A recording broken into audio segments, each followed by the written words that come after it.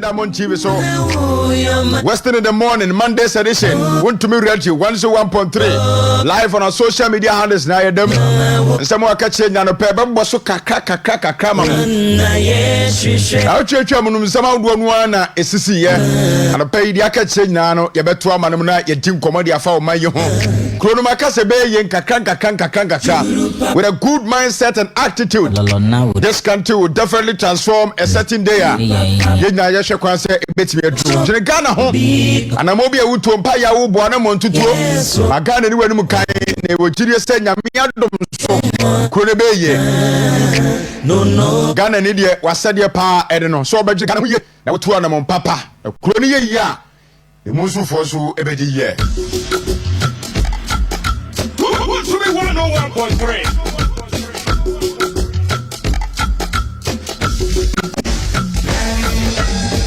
Berimaba nana Konadu ebu Prah enye na production kira so sikane film po man so abra se wa bani epon Same badges ochire baba free sabre no nkuru papa wo sibe dua sai be sorry okoko fa want to be sports buffet from 9:30 to 12 p.m. We shall live for Western Diamond TV on Facebook, Western Diamond TV on Facebook, Western Diamond TV on YouTube. I pay your mom come on. Social media handles in our journey. Not move follow once you are TikTok. Want to me? Move follow your TikTok or Western Diamond TV on TikTok. Follow us. Move follow your TikTok, Western Diamond TV. Move follow us on YouTube, Western Diamond TV. Or Judge Box also Western Diamond TV.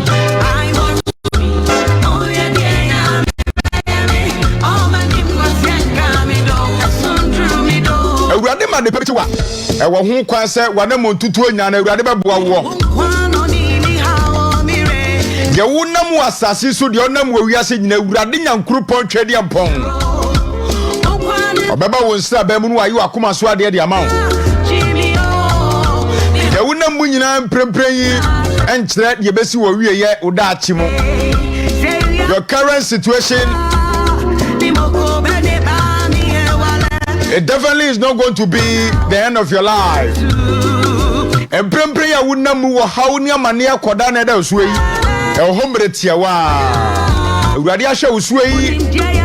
Na wo bo ho ban nkunimdie ebe ye odia.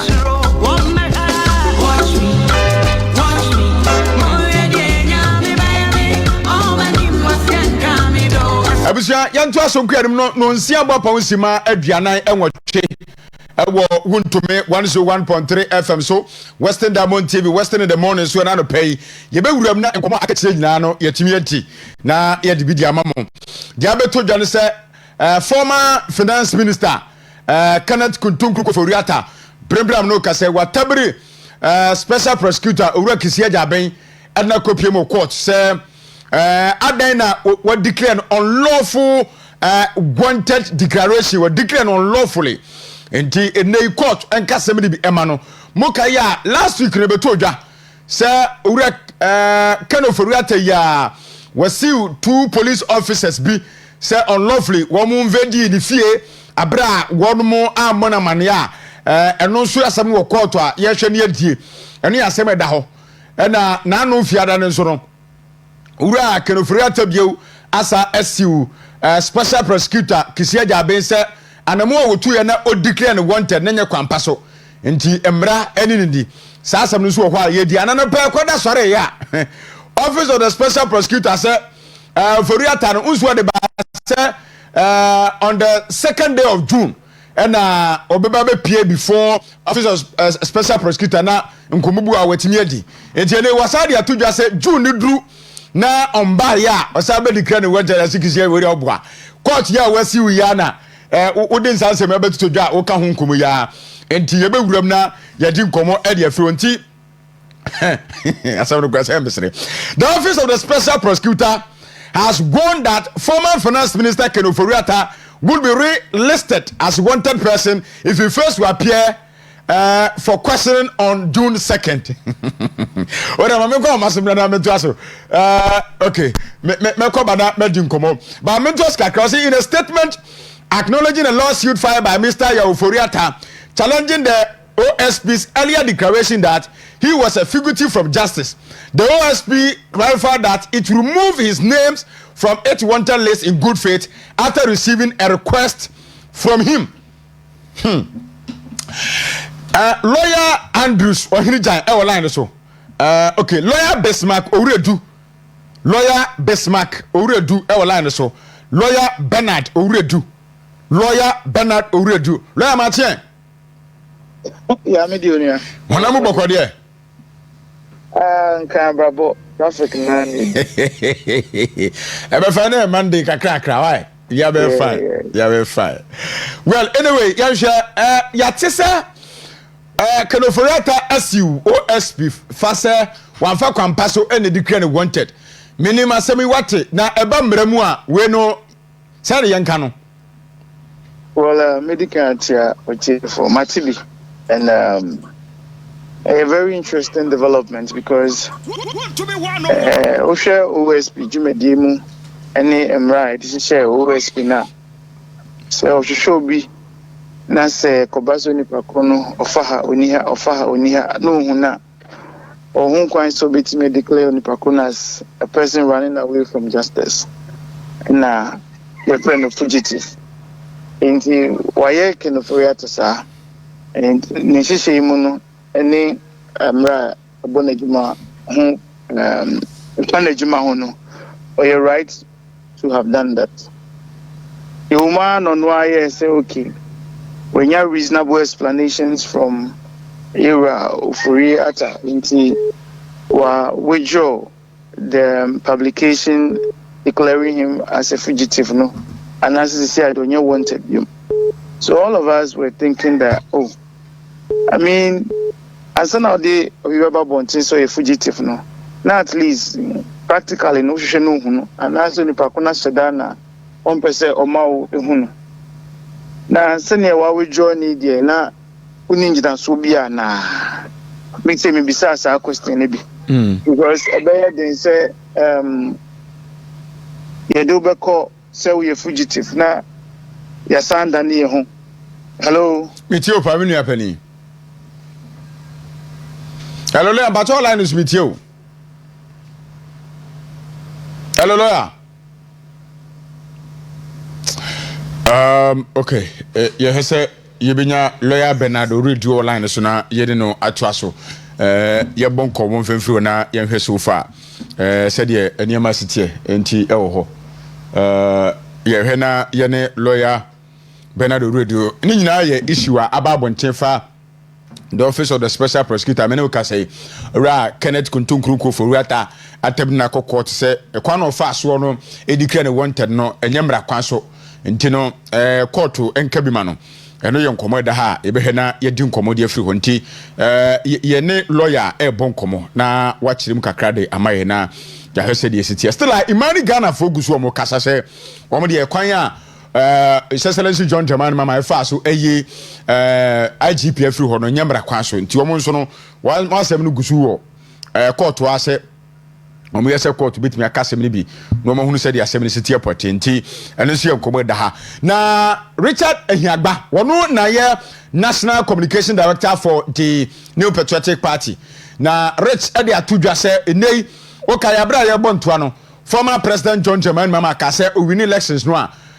COVID-19 levy no obeye firi ho wo ye dede okromi ase ehu hia COVID-19 about 2019 2020 2021 2022 na COVID ne kwa no abras wo Ghana ha enti wonti ase MPP aban den I impose tax or Ghana for COVID-19 tax enti wonu win elections a wo be isa levy ni de firi ho wo kama no to Ghana for team ema Ghana for gina so kwa kwato abadi tia MPP aban nanu ada finance minister eko mrasa bagafie ready budget no COVID-19 levy wanyi taxes nkete kwansi bi adada so no yiye COVID-19 no asika da so ye kese no wanyi ana betting tax any omission levy and we yi free mu na mom no COVID-19 levy no ankasa pa na no mu ye campaign omo anyi afri ho ana reche japa se wo kan mampanini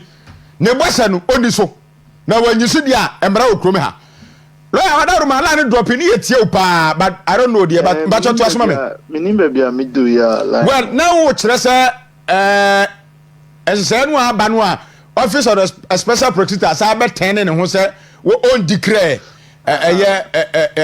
what do you call it former finance minister no from fugitive from justice no na adru inti na ye nyina ye ngongo say I mean usinipa no uhwehwe na wo hu no and he's running away from justice into what declared wanted as a fugitive. Afi wawa kuyi say all the explanation aba to way. It will be some who say na say explanation na or the buy na way now we need that na. And even me, I was a bit like I was at a loss as to how quick declaration in the withdrawal na ye. The declare anche niya himbia niya san withdraw. Enti misusu se mini oforiata kra me ne no because se wo ngina so pa se wo hwehwe me hume na me dwane every se ne mra ne se oni media na wa publish ya se ngina so ni ade a emu wo ngina so papa bia me nyini se ni gina na wayi obehwe nso a ene global village global village obi wo Singapore obetimi hu ne ekoso Ghana obi wo Indonesia obetimi hu ne ekoso Ghana. It's for somebody like Oforiata or be finance minister. I mean for almost 2 terms with the finance minister and the reputation a query. And for you to declare him as a fugitive no a be affecting the personal reputation a lot. I see. So me give this nuntina and also within his right etu na mo say mrakwanso no OSP says na mo na otu no otubium because chuche and me gitum because boss as in your medical club is a ojanye frimrano let's just practically you know yeah you know where about you know the location okay and if you've done that then need even 2 weeks and a week now what's on withdraw then just say indeed doing in a subiana neighbors to me dear Mr. Oforiata you know as a lawyer and make us say it is well within his right. And as somebody me follow special prosecution operations now. I think say never be so and it was too rushed. And the be such argument. And bisamia kwampa no Oforiata fa because situation now come no. I thought say it was a rash decision by the special prosecutor. Okay. Lawyer Odaruma, on a U10 and pay that sorry office of the special prosecutor has have because after a lawsuit in Aban say change na ogusu na mudiemo. That la na former finance minister Adiaman say June 2 na obebano wa ma was had never to wanted list and so. Is it out of frustration? In fact, position of special prosecutor no. Yakoyesi Rakiseja ben ye amana koyese office small boy bi office kese pa o minia office kese a enyina ye rekufa de ba ye matinami de so mu Ghana fo enyina enichi ye say any office ketwa but say ubay personalize no why need to say wow personal office say dia ebema ebu e office ne ho no beto chima kakra okay ni pay wa osi hu no osi obeba second June na waka se sani e wonfa no entutututu fugitive na see wa church obebi wo a lawyer for no wadi nkomo edi ta kwan no obese mra ehwehwem na wasan ba beka se wa ma obechi no ada na wonfa san ya no nko dan court na fi radio so na obese odi special prosecutor I think say in twe I mean Orak Sejabing oye mrenim ni like yenyina yewo obu eni di mo no but yakoye se media engagement no ya dos yera matinamidu enyo no pe no be special prosecutor yehu yera matinamidu but kaka na yera kiseja binja media kaka no jina media I don't think say it is proper because enye media mu na yedi asem maybe obaye o say court or the case kwa ezora court ya no wasandi asema bewu I think say Hastings slowly when it comes to his media engagement, because I see position or than media and what Jenny. But kakra na media yes na reputation cry sutimity. Okay. Because when you are the assembly by two media and they say what from you obi a be chere na dwen wo ho obi a be kasa wo ho obi a be kasa wani wo ho na ya na de bia na ye de man wa special prosecutor no asa wo tutu na se kakra. Okay, ma dwen chere. Good. Lawyer no pay ye na wase wo ho na ye hwede ye be free kira ba ba na bori adwen so a ye no be kasa why. Yo. All right. Lawyer Bernardo Redu, a private legal practitioner, no, and I na bon komafa issue of the special prosecutor.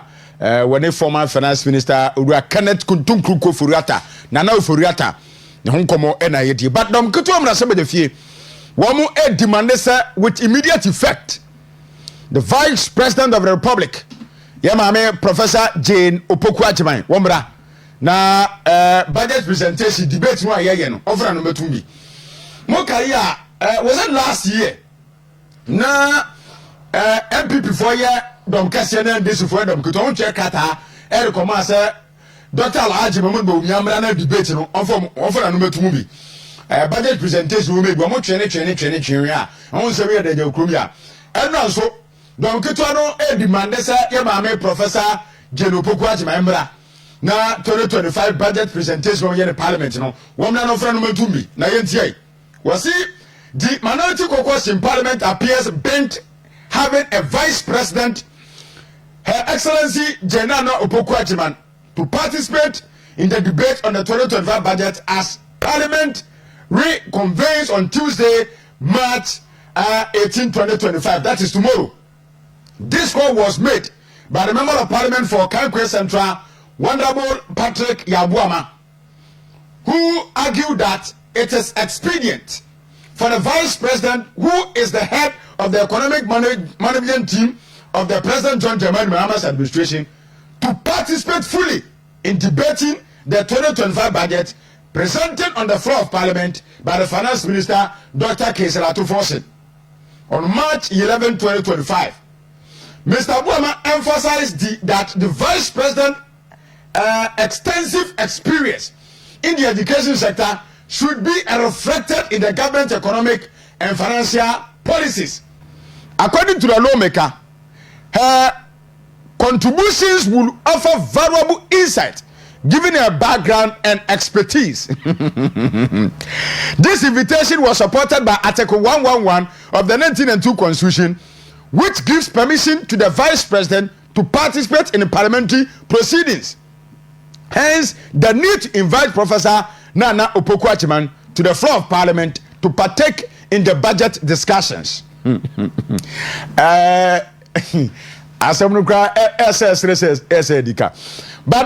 on a more serious note, Professor Jenana Opoku-Agyemang, well, so on the area of education, yeah, minority for outside to but we him say about economy nim kuntabuo and the financial sector I don't know dear, but I don't think so Professor Jenana Opoku-Agyemang that knowledge ni p was our area well so education sector said here kata yina right up the affair na but I say umbrella debate the whole year 2025 budget there.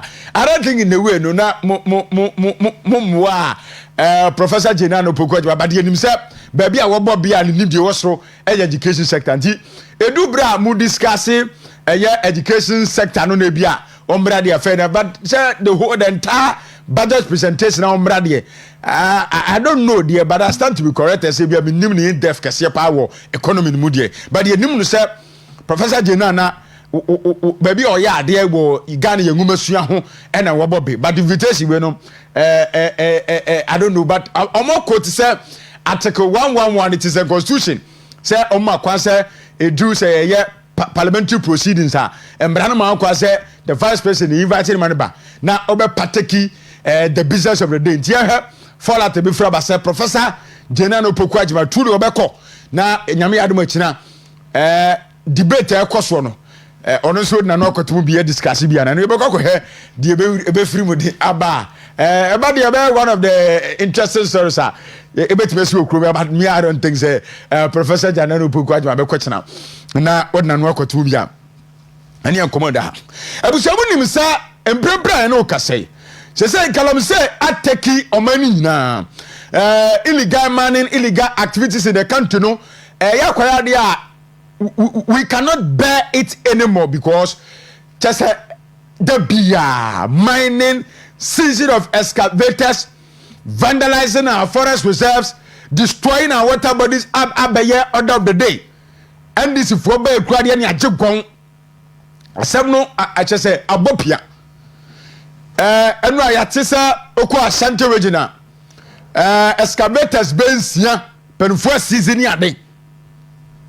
Just said ya niema bonia ekoswo mining ni mu no abusua eyade a emu awram ye papa but kamia say obia ntimi nka bi emfa mayen obia ne ho a waka bie akoya wre wo sempa wo Ghana ha say illegal mining no ya jensem enu ti na Dr. Ken Asigbe wodi atu just say the president should declare as quick, as early, as simple as in 10 terms and 10 terms cry. Say you declare state of emergency. Because you see, baby o man do no any kwanya ye ni ya ba na ba. Munya mi entufu mogudie, yense nsuo, yensa nkwaye no.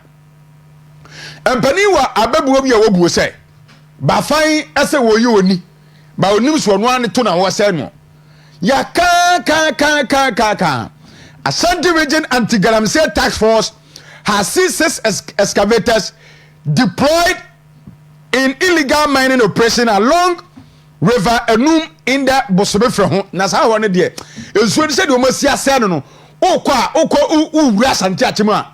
E okwa no hono na said the ensuo no wo must see ase no dia fra tete. Egu nsuo no ase no. Enyeze. Mami kodam ne Paul Kwabraya ndo mo nkomo. Paul ma che. Hey, me ni abu Prah me juice ebru. Na honam bokode. Oh, Yehuwa Daruma, why na famu di aka NDC dia obeya kamu. Good. Paul, Wadaruma, my so far illegal activities ekoso in the mining sector. Eno ya te say tax force wa openufu atie no. One must seize 6 excavators and one match 3 foreign nationals. Enei enum ya mempesua so. Bosome fra ho anum ho no ansuo nim no tase nyize. Wadaruma akoba ne say minim say the previous administration mu try ya nanso mining no kwa na mo first way tu ase na ye ne maamo. Se aban fofra badamo wo tuo efa illegal mining ho no yakoye enkobesie amanfo ase ye declare the state as emergency.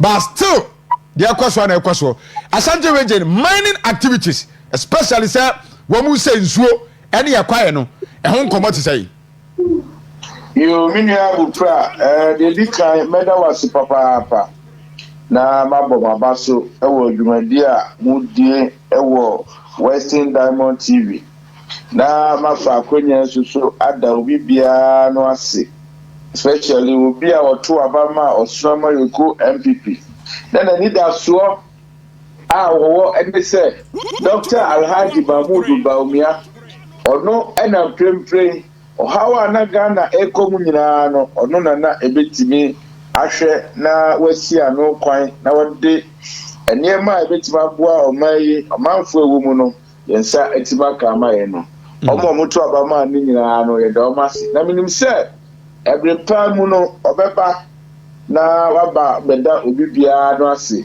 memre dai na Dr. Alhaji Mahmoud Baumia no owo Kumasi wa unia Dr. Solomon Kwati Fuku ne ma me yie no ne ma me yie no Alhaji Baumia Obama ne ye fe papa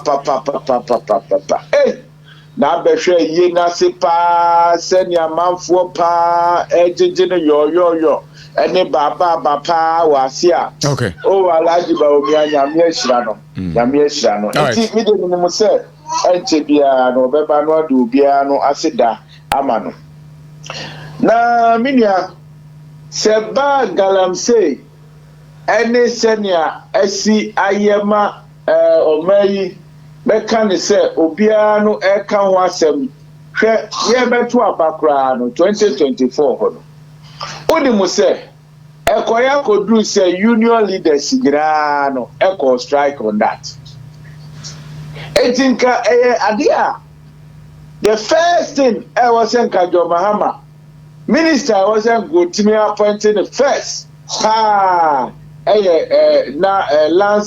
lands and natural resource minister ɛso so wanyɛ ne saa o minister here John Mahama finance ɛna otimi ɛbɔ ne di eti ade a ɛkɔ so no me de me hu ne sɛ ɛnya ade a John Mahama obetimi ɛde bibi papa biara no ɛde aba in terms of protecting the lives and property and I say yes ni ensuwa amanfo ɛsɛ no obetimi ayɛ bibi afa ho media sɛ obisa lands and forestry lands and natural resource minister yɛde na ba na what say illegal miners are taking additional 44 forest reserves in the country.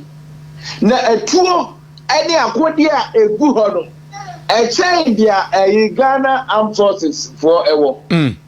Meti bi do wɔ se baabi a wɔ mu tu gold no wɔ no kra ntimi nkɔ hɔ. Na ka me pɛsɛ hwan na beti ma kɔ hɔ.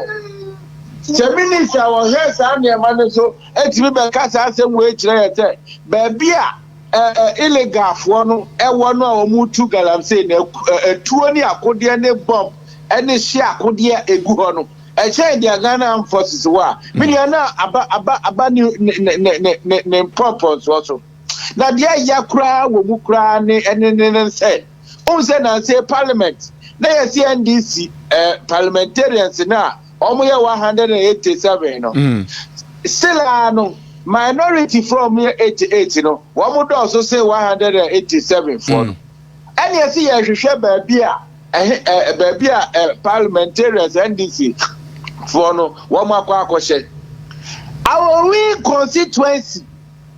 win constituency na nanu matima me hu baabi a MP NDC MP no wo se wire mu hɔ 2 galamsey abra ya di parliament akonya esi ho won kran se won kotena so na nanom atimi aye press conference etwa wodwan etwa nantwie etwa aponche nyina gu papa iso se onya galamsey na wo tuo no no mesen ekotena parliament ye di ama no no eti John Mahama so won te ya na wo so won te ye o dia se wo so won te sa asem we eti kamya mesi enne ubedru galamsey site no na yesi NDC flag yo ene yesi wo galamsey site wo echese eye NDC for ene eye galamsey no na no ade ya asoja for akwakosi galamsey for anu kwaya NDC chairman yo onu say adenti ni ya mba na manie ansa na omo kɔ akɔkye wo mu enti wono no confront soldier for any police for ekɔye no apam wo mu afiri hɔ o ti ase enti media me ka ma obi anu ate sɛ ade a John Mahama benefited from which was the unions omo backing no omo ka sɛ ade a ɛkɔ na ehia sɛ omampani and declare state of emergency because yensuwa ya hwe be kra nsuo ni ade no a John Mahama edi so mfaso a odi abe omampani no anya ade omatu hu ana ma obi a ade be excavator na omati ni wo mo ankrofo mo pesika na ade odi obe unse ya ka ni say ya ba ni media so ochira sa akore o se excavator no but on a more serious note usha the state enum no mo kan de edamiami area yenim kwan a ensuo na afaso asayafa na enya honko usha asante regional some of the forest reserves are miners here take over yensuo a miners here take over it seems about we by crowd dey west just say yenim baby anko for the friends say dia hoodene a wo mo anya edi sensuo edi say kwaye no ebi enani ehunu say anya hwe yaba na ba yentu dachi sunsanso a ewo man ufu say enimanimu yei no as a government no then wo munye and rectify that situation because you can't say ya the politics that ebe babu yetri so and abu Prah maka che o me say Dr. Alhaji Mahmoud Bawumia de so NDC for epese omoye bibi pa dia and some o kan ye efa galamsey hu say oba obehwe because one or say nipa dodo na ye galamsey no ano because omu ni sika omu betima ko into large scale no enti e na omo ye sa e friend saying galamsey no enti kono de oba obebie mining bank omu betimi enye sika wo ho a omu betimi ade aye wo mu adwuma enu na NDC for instead of so maybe a mining bank na amanfo anya bi ade aye no omu so maybe a women bank women bank no so a omu maybe no so a obi anim say bank requirement 400 million sika say na NDC for atwa to some the maybe a women bank na 58 million which means say another any adanko da dey ade no omo ye what you say Dr. Alhaji Mahmoud Bawumia say enka every district bia na say constituency bia no oni nananu beka bom here from a local committee e wo ho a o betima hwe mining ne so ene obia na ofri nkran eba bia ne ye betimi ne na atena se ne adi nkomo ne ahyehye ekwan e befa so ebeye what you say na timi aboa no NDC for there omo ni ene blueprint bia omo de ato ho a omo ba ba ti maka kire o se ensuo ne hwan a ese no minister no hwe so no akasa asem ya kire na minister so ntimi nko nwere mu a wo na obetima akọ etimi de me no me feel say ni da so bia ni ho ebetimi abo a ye betimi akase NDC for we ye wogide wo mumu abra ne ye kase ye nyina kra ye nya ni enye we omo de omo so omo ba omo crop tu eno no omo for fele omo manifesto promise no okay what you say okay eti ye manifesto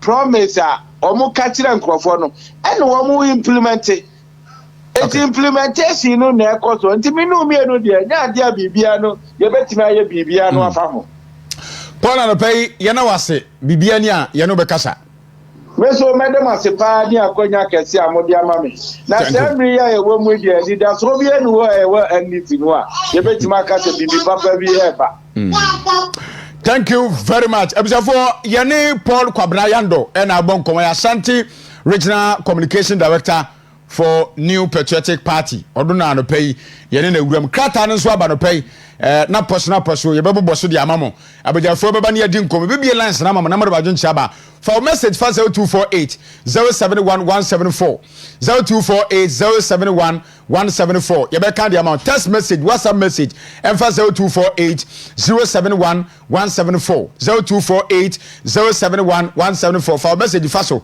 ye be kan e the biggest platform so di amount uko Facebook so a Western Diamond TV would be to a becama uko YouTuber Western Diamond TV for message to her your social media handles in your benya daje na ya kenkani na eti amount more like you page Diamond share on Facebook like the page comment and share na yamon common free na nsema hudu akache nso no yeni bi emfa ema mame ko na mene Alliance Drivers of Ghana last week ya no mo kasai wo mo see na 20% increment lolo fair mabere webu wasi ato lolo fair mu lolo fair ntiane ya to lolo fair mu 20%. We are driver ni mate ni now the passenger ekoko a emu amase last week make say we are passenger na akofu car your calculation ene nkran na 120 no ekọ 150 ebiji 160 trabas me ko aba ye to yeso mfaso no no kwaku buaten ma chien yejo be ma na honamu ye de ahode ne nkwan ho je say no muntumu no aye possible anase mo anya nto fa nim mamenje wetifo no hwefo yentumu na bam hihye ma anapai adavers na sase eji na medema so to form no anapai mabona kolole station bria omo ba sase dia to on board so amma binu kwa mo ne mu de mo sase amoji ntumu no de eye adwuma danse amonyafo akoye nkofo bi a enya to ba mo ma na ya be o mo nsam na o ma be nya nkopon Osha campaign a cost 2024 adabafo eniye ye ye ko TV so ye ko radio so ye de galama ye comparison a chere senka ye radio do ne ma ne abaidie kapetru bo baba fom nanso oba ye bosumi mi ni wofa petru bo akoso empire 9 a petra Akufo-Addo eja ho 12 cedi 99% per liter no sesi akodu 60 cedi 23% per liter ka bo a na Akufo-Addo eja ho na nka yeta na emele eta ya lese no sesi a 1.5 billion inji waira busumbi edi change car no ana ka ye 210 Ghana cedis sesi akodu 320 Ghana cedis ka pate kita na ke chare 2 cedi zem no ka se 3 cedi almighty to so na mkwa se de eba maybe 20% na ye juma na abubla fa phone na gogri emame na kanu etie for na hwe fonti na eke aze gogri taxes on fuel na hwe fuel ahodo taxes ahodo a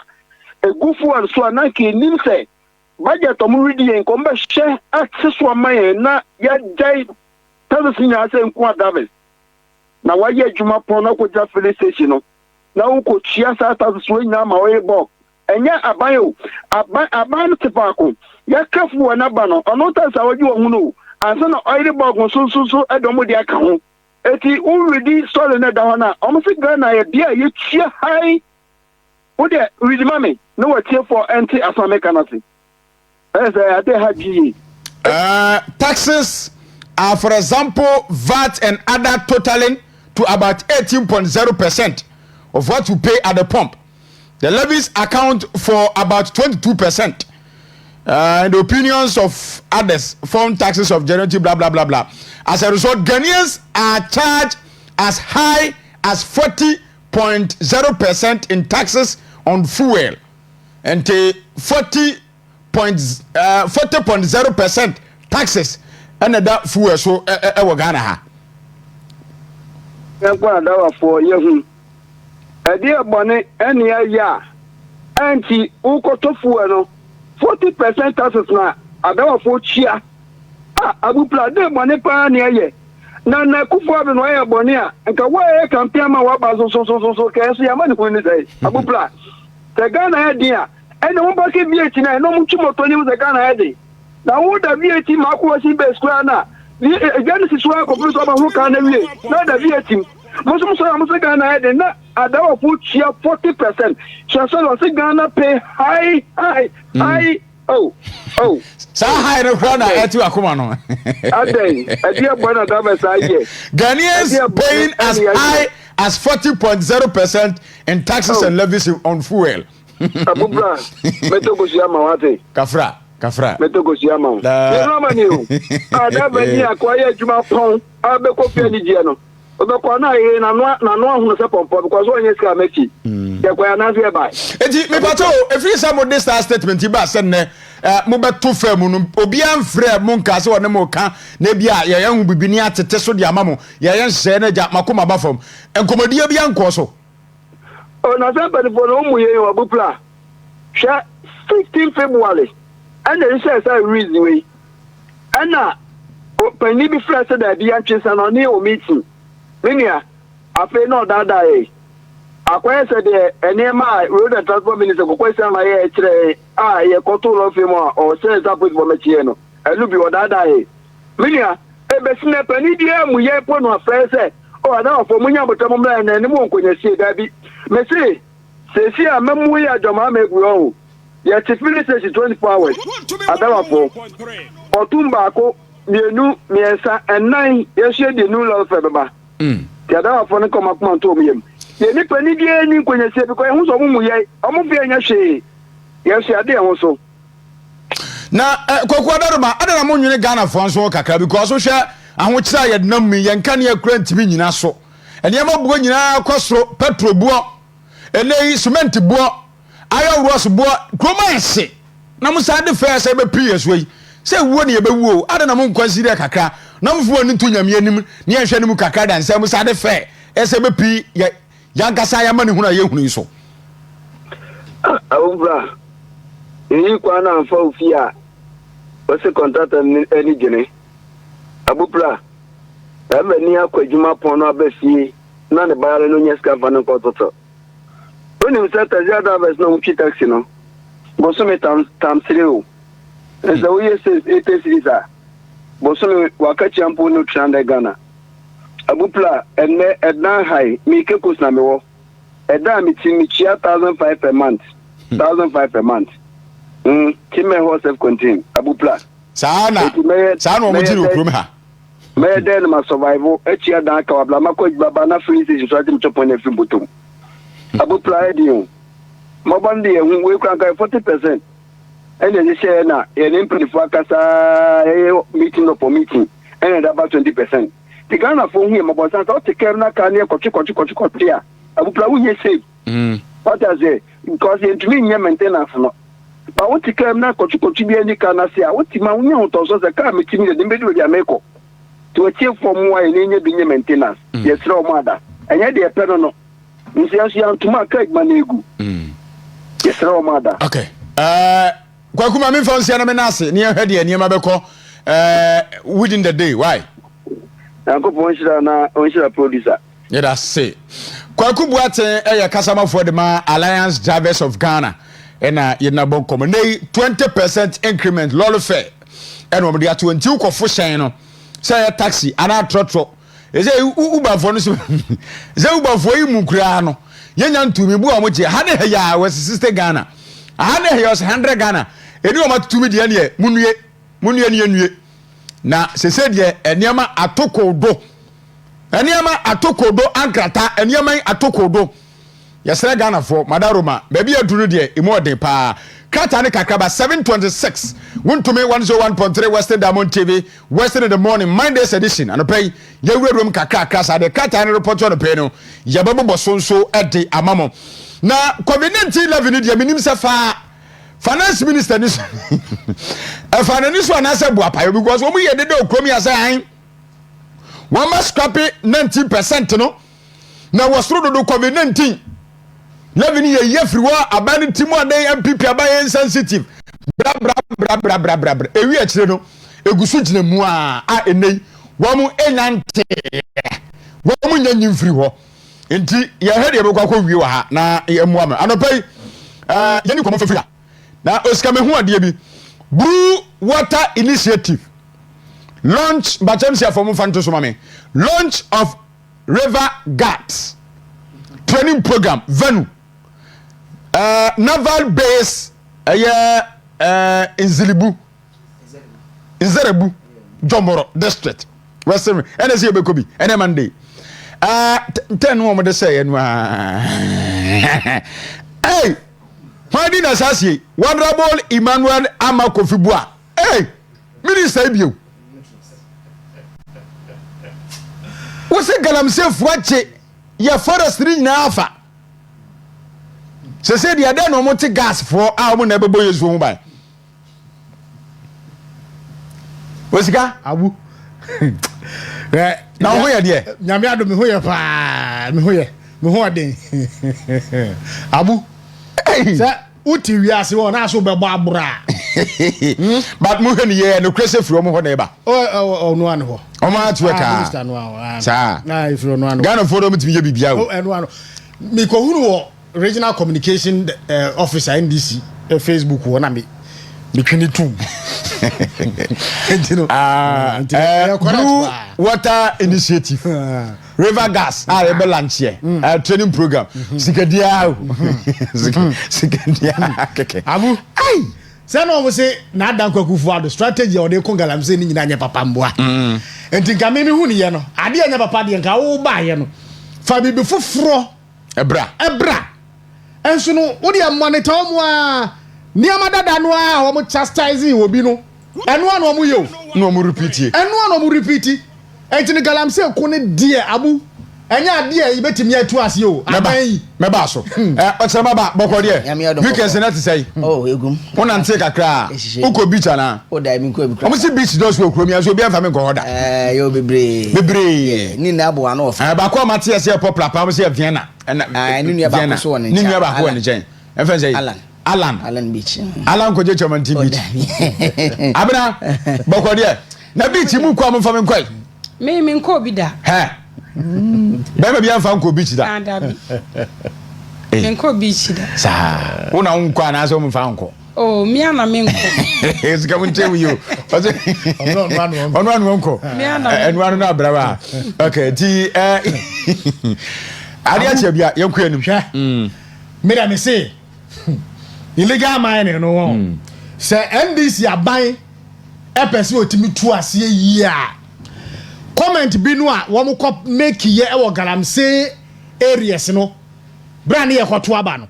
One sound qua. No one can say, Whoa, Yanni Abeka and so. At the end of the Azano. Yes, Ramo. Munya, but my na yentu eye galamsey na because dia konani enyan yentu wo memwa na do measures ni strategies awodo ade ba ye nyina no NDC in opposition e kasete e say e useless ya fa some measures no entu galamsey ase e wo memwa say etinka wo ba ye no anka sesa ade no mpo sesa mu kakra river gas nyomu na Adanu ada former regional minister Dr. Kwabnoche da kumensa ene mpanimfo na aka no ekopom ho ntoma friends enzu e wo hai di Prah so wa yi no mo say yellow and black no nyomo aha mo speedboats ni ade okay good you from river wardens and yes it's anya de foforo ya de da ntia mani abre me hu nie wo mo lanche sa river warden fuwe men this opposition so in some of them what say they no aban ne ye ne nsam hunu anyway ne dey to galamsey ase osika even aban no kra frase adopted these people are omoko training no me madam for back your friend bush doctor he was part of those people are omoko training one or two people just that now say no man can see ni then Yura George Mekuduka he was the minister for deputy minister for lands and natural resources in charge of mines and all can you call launch e wo mo speedboat and almost start to me ye dwuma wo be paul nsuo no so ni ade enti no I say no new strategy bia you bet to me akase dey to on board because this river ward is river guards no mekapa say minister Yura amakofibua eboso and all boss am catch am so new strategy but to fight galamsey yes that me dey menko krata no mumra ye ba dey aka kire no ye beka right enkomra Ofa me da se me chietie fo ne ahwefo na ye momo akwa baba Western in the morning dwumedie so na no pay enkrata no de musem do so ye pa na mpanifo mienu na da ha former finance minister nam de sha se daily guide ko wakrat nenim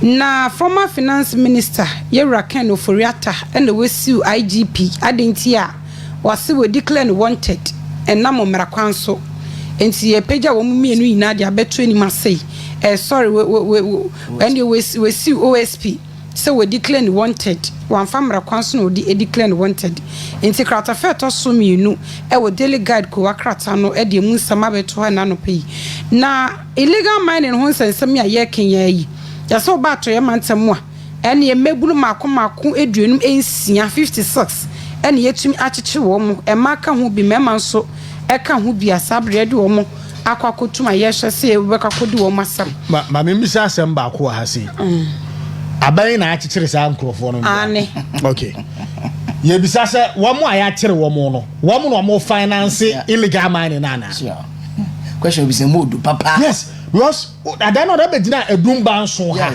president Mahama aka say wo mo aya chire wo nyina no enyi wo mo no mo ye galamsey no na wo mo ko pe bibia bedi enti wo ba safo na ya chiro mu nyina no be de wo be yi wo mama be yo maduma na wa pe financiers no enti ede na asia safo kro ya wo be chire wo mo ana wo bo ne so buo no wa san so ba wo chire safo and osika ede no nana no mo awin etumi a chire one of the financiers say NDC MP we galamsey and no we je no ato boys na wo so be yi free prison no yemo no san den it tells you say campaign is different. Yes. Well, so when the can boss so dada say I say abinda dan strategies we use na no mo so use no. Omo ni hihye foforo bia because ade ye di kan lunch. E ba ne se na wo san be lunch biem.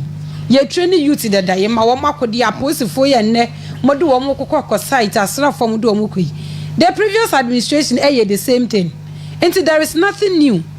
Me de omo hihye bi omo de be ban me hye mudi na me se so when ya de foforo abanda dan no asa abanda dan na wasia akotwa no ho wasia babiem te no mpo de enti legal mining no kwan dada na na omo fa so na omo edu tuase delegate ko wakrat ne na weda na no pay sanso e na president John Dramani Mahama any IGP foforo Yera Christian Tete Yohonu ya so in as the new IGP no so e wa ha Yera Samia Wuku ya say appoint no SME global vice president for Africa and also e da anima say na say na wo twetwe mu NDC task force Ashanti region omo fra your friends say press conference so omo fra press conference say do omo aye adwuma wie ye so omo bo say e be ma wo mo adwuma ye omo di nkunu e be mo adwuma na omo di nkunu ma wie ye kwa abosome 9 omo so omo anya hye yi ansha na abosome 9 na dan wo mo fie 9 enti wo mo efrem penifo so wo mo hye na wo eni wo mo bo hye so daily guide I am simple wofa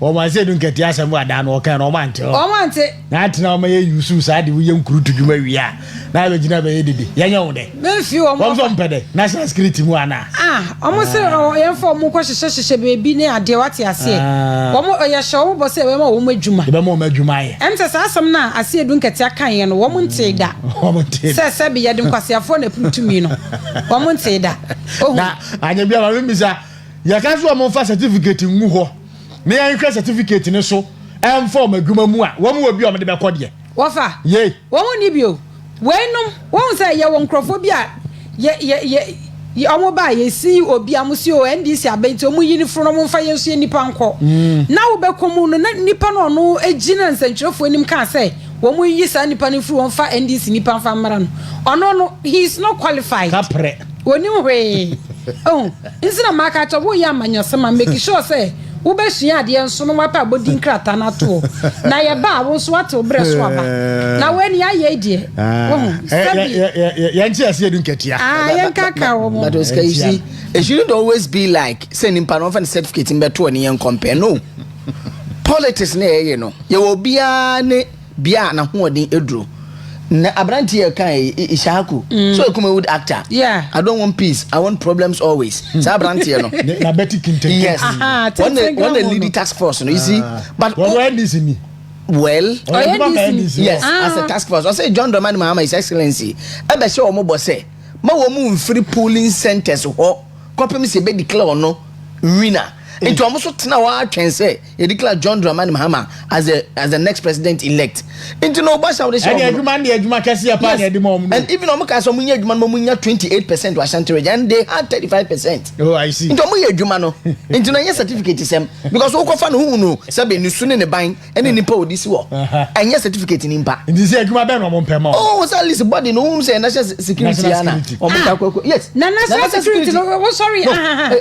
events abena national security no okay hi power national security any national certificate go to me best my division B ko division B ko abo eseguro certificate in as much as nobody it doesn't mean say he qualifies and for this are the na I know I also go issue 2019 nipa sabe okobo San George asome no double so one who be certificate no mama mama no pay we mama twomadi we twomadi on you so adwen no so say hey shey me ya ka ko echire o de ya what twomadi ayima bia no ade mom bibia no ade mom no you shouldn't say some certificate buy na betumi dia foul o go form no say o si mesi anaso benten wa building the body and me de na yes adwuma we now I said you get yes mo ka jama ref oh yes no I said carry I'm not cracker I'll say ya de kwasiafo na putu we yan to yeah the nyansafo abu January no end of discussion yes end of discussion oh that odiasi amediasi wo daily guide yo ana pe ma me to so na me fa do bokrata I friend the daily gist me fa ento aso daily gist ai ana pe dem se kan no say pion omo de omo asem no mo de ba ne pion into the daily gist and I made the to aso we na police officers ahodo bi na no fiada no e dey so in the new IGP right Yera Christian Tete Yohonu na jubilation bi koso e the headquarters of the Ghana Police Service na no na ye dey ehonsam dey abase police officers celebrate dismissal of Yera Dampare krata no e dey aba enim hanom sey na gift Oware Mensa NIB former deputy CEO and yes NIB for krata kakraka de ahye nanum se wontumi enkasa mane ni media house bia no engrante any interview and so krata de aba ne fa toso emiensa the daily gist na nano budget ni mabeto dwase 2.7 billion Ghana cedis and ye twede akọ the presidency ye de ko tuadwumafo a wono soma mampeni wono aketua ho nsem so abeda habefu na the banner headline no enso ekasa fa yewa OSP ne kanuforiata eho se kanuforiata ekwakwesi OSP se we declare no fugitive wanted se we dwane emra no we kyeremu se enye sanity ntono so SU OSP for that arrest warrant no Dr. Alhad Mahmoud Bawumia ni 8 yewa Mustafa Salam oye national organizer emma the NPP won so atutubi di amane efu asantoa Sengaton ababa wano see say yan face ke bia 20,000 bia kwa koma no ade wo se ne saka ye no duro bia wo de be clear the truth na Mustafa Salam aba wo kyem se no kre se sika 20,000 Ghana cedis no ye de akokoma ne team na se team ni na mfa ma ne dia wo mu ni wasem bia ka the delegates and pay the custodian and they to us when no pay dia ma His Excellency President John Dramani Mahama emfoni de hase na enimu ase no CDM Center for Democratic Movement say hey president adabraka wadaroma ele ya ka so no kamera se ne wuntie na so no yan CDM for de yenim se ka wo de ho hare so ebetie wo say president John Mahama nipa wo ba ya wo yi o ma difiri abanwam nyina no ebe ya tintontan twitwa so na san reverse wo mo awa yi o ma di nyina no na mo konko yi o ma djuma we Center for Democratic Movement in Samoa womo edi Emma President John Dramani Mahama so I say so no the former IGP Dr. George Ekufudam Parinfoni de hase no so Ghana for medam wase medam nyina wase adwuma me be muta machipa ma metimi so man ne so papa aseda enkamo we ensamo no nso edi atudwa Samia Wuku boys abre ne ya kasai ene ya appoint no to serve as the vice president of SME Global for Africa and Kratan ebo emu amane na ase nso no Honorable Patrick Buama emfoni da hase nyono nko a vice president excellency Professor Jane Nano Poku Ajimani emfoni da hase we ena enkrata ne kyeremu se minority say we vice president dia ye economy ho nsem no se atwumbam ene nyame ya adomu a budget 2025 debate ebe o mrahye badwafie no one more expect say vice president nso e ba be pie mu abetena mu bi ene na ye nyina ye debate ne ehunu ne mudie e wo e ba no eye economy ni economics mu a we ensem a minority no enso e de tudwa na ne kra nso no ene MP say wo mrahye badwafie ene enei post budget workshop ana wo mo e de ahyehyɛ so e mrahye badwafie a ena no pay the custodian Kwakratan ebo emu amane me twaso edi efree the chronicle Kwakratan no emu na chronicle edi aba wo hwe ni ma small scale miners wonsam ene ye kan wa ha sei yera sami ewuku ene esiu edi ma PMMC oda ha ena ye kire musa small scale miners no yera sami jemfi small scale miners no wo mu kire muso gold board na aban no ate no ene wo eni ji ho na emom no wom ebeya sene ebeye ne eba no gold prize na ebetumi ejina fa akomo obianso etumi enya ne de so emfa so eno so ewo the chronicle Kwakratan nim ewo ha na no pay na ye kyerem se asrafo ne aposifo na ka omntuma pama no foreign illegal miners Chinese fo ane yakɔkyere wo nipa makɔ miensa ene ye wo hwe asase yentama wo mase no ene kyese eya rehosam kra the chronicle ni me twa asase no de abeto a wo ma sei asase ni se poto ene insuo eno so ede ni wasei yera sami ewuku ya sande ni foni aba beto a ene SME Global ono na sabre ya boni din se won koye vice president the chronicle redefining objectivity the inquisitor the Kwakratan no ena no pay me de eto aso na OSP kiseja ben ni foni da ha Kratan feto so emiensa wo se Ken Ofori attack and finance minister may show by hook or crook, by ringtone, by vibration, by thunder, by storm. So be pure mayimu at exactly 1:30 p.m. on June 2nd, 2025 year. Ana anya sanwa, I will declare you wanted. June 2nd at exactly 1:30 p.m. or I declare you wanted. Osiga. Minim say OSP ni ya onum bibia me de minute me. Onum nsuo. Ne ono no bibia frem ye. Bibia frem ye. Me nya sure. Ebi ORS na o de be fra kakra. Anase vitamin C kra no de atum. Ayo mo hwem ye bia na bibi wo. Onum bibi kan nsuo no onum no. Na ente sa edi ansu ni. Edi asem. Edi asem. Share so be bag na June. Nti ono so am na time say na June e me hwe we ni 130. What? One more 10 time on for me PM Ghana. Say plane now we book no. Omo was details ni na say. Say plane land o Ghana kutuka at exactly 125. So 130 say me office. OSP no say be buru say be kudonto no why. Oh yeah. OSP. OSP. Sa position ye be Jeffrey ni sam. Ani enkwala ni ama na wote ono awoye. E de no.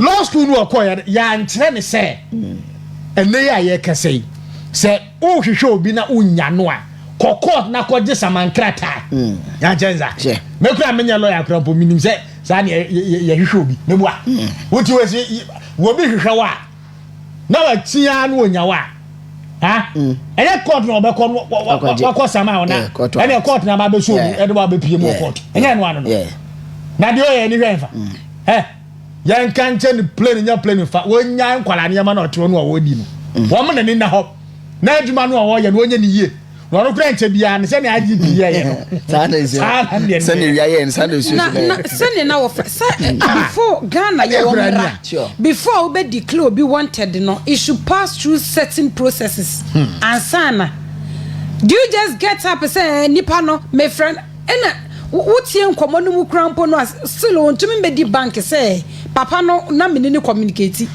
through the lawyers say ebia me wa ha say from this time me wa ha into Britain me bagan and because of say wo ye na wo dey please the current government inti ma me ye na ne ye maintain me wona wo kan ye say wo yankwanoma wo ye ne wo betumi wo bre so abekọ wo bre na so awie o wo bre na so awie wo bre so ntinya wo ye ne won yan famra kwanso ne fa nya ne sefata se ebi kinto se papa nyanso se ebe otehunara kwa asa otehunu bi sa no na den kusete do bokrata no aso yira keno foriata wote sasem na hye nebufuo ena no so eka se okokot enti court ni wakokra me de munkrata akra na no fiada no ye wada ba fiada no de munksem ba se we see OSP but ebi mu ka se ni nyina so na a very weak suit ana wakwa ko gi e wo court a wode sermon eye OSP na Ghana Post enso wo mu penifo akanifo medi wo mendim no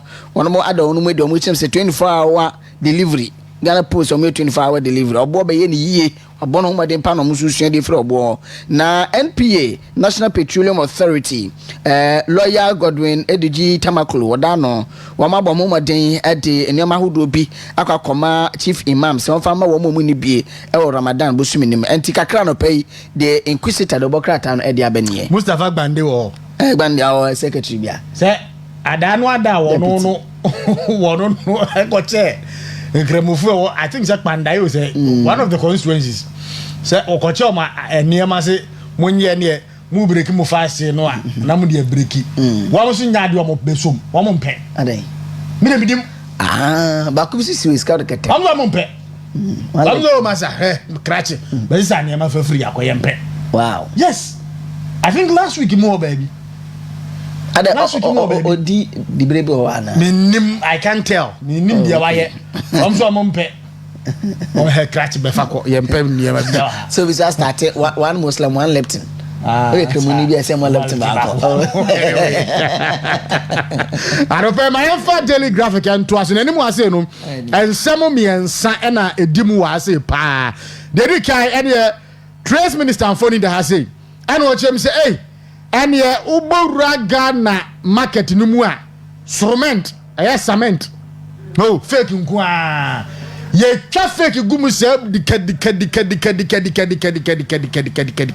entene ya ka say ministry ni se wo mo ahyase a ade wo mbetu safo no so sa esan se wonti sika emu oduru nkonkoto cement se odi kosi udan a obekona cement nya papa wudi si da nani nansa na da na ahyase pai enti no wose wokɔtɔ cement odwa so a fi wani pa na hwɛ mu yie ɛsan sɛ bi mu wɔ hɔ a ɛnyɛ papa we ensɛm a daily graphic ade aba na saa asɛm abu last week ebepie nkrata no mu anka se wo mo publish companies no mo manufacture fake cement no na wo be kan tra asa me ameti yi mesi de hunu say bi cement A cement B and anya papa me ko pɛ bi de asimi dan a mesi de hunu enti asra ministry no wo mama de na wo mo publish ɛyɛ companies a wo mo manufacture cement anya papa no famra yes so ministry no kwa so entumi nyɛ sɛ adwuma no wa bra Ghana Standards Authority for so emfisho like omo that information finish wo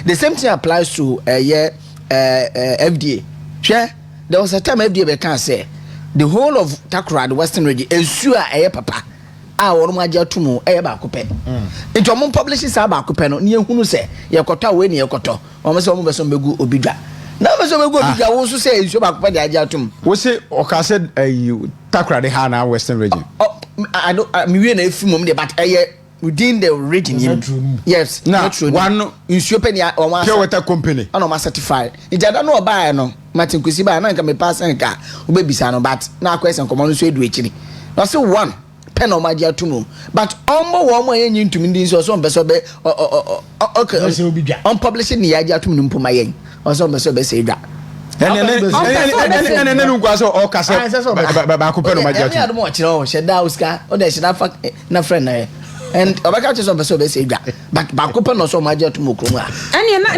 na som na wo so na wo ye adwuma ne sen so you are there so be fish wo mo nya papa ni out nji sa won pesa wo be se wo mudwa na ye nkoto na ye num na ye nwuwu a na no etino wo de ye ka dia jobs o me publish ye company no mo manufacture cement anya papa no na ye hunu wa se nche bia me ko twa blocks wo mo hwe wa me ko to cement anya papa pa dia edisim da ya me no mu obi ka me sere wo mo ne di on so no ene ye sia se ne ye ka se ye momodin pa na wo man Ghana ye educational interventions no yɛmfa ngu nkrata so yɛn document ne kama sɛ na ɛbɛyɛ aban bi ba obedi so de ɔkɔ nso enso ɛde ɛhyehyɛ odi gu apono so no foforo aba no nso ɛbɛtimi atu ɛho anamon kadoforiata wasiu OSP anɔpɛi daily graphic nsɛm a ɛde nam enie metwa so ɛde free the new crusading guide ko akrata ne manukro yɛn so nam de so mu di no na ɛne yɛra kadoforiata ne OSP ɛne ɔmo trende ɛwɔ ha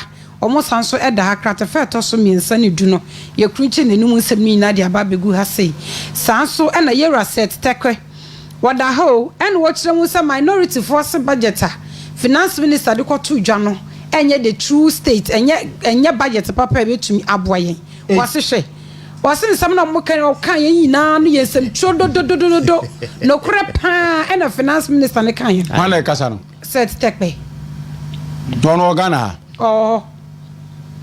on the kasi boarding schools in free senior school mo no enti wose budget ne de papa e bin si kura wa Ghana hada to bia nya din the new crusading guide ko wakrata nim na we nso eda ene anopai yera samia wuku yasan edinifo ni abeto ha yabo ni din se SME Global for Africa won ko vice chairman no so eda ho sei mama Claudia Lumoko Aten ono yabo ni din among 40 female leaders in Ghana and also the new crusading guide in Nanope. The daily searchlight in Sampomi Nupe and Mebo Suona, Yohunu appointment, you know. Imani Africa for the court. Now, vice president, Kofi Bentel, Abakase, appointment, no, and Sheda, and appointment, Ejina, and now Swiss say it is in contempt for the court and improper interference. As several courts now, Peninsula, Ababontia, new appointment. Contempt. It's a contempt better John Mahama. Well, son or more patchy because you improperly interfere with the administration of justice, and with that, we'll go court no fee. What scandalize the court? No, so much. And to contempt better said the NSC Kumiwo, a Kotia Impina, contempt chain, better John Derman Mama. Son or more patchy. Some of much of my say, when you're doing true, the okay, Omone can say, we know one, a coffee bench I drink true.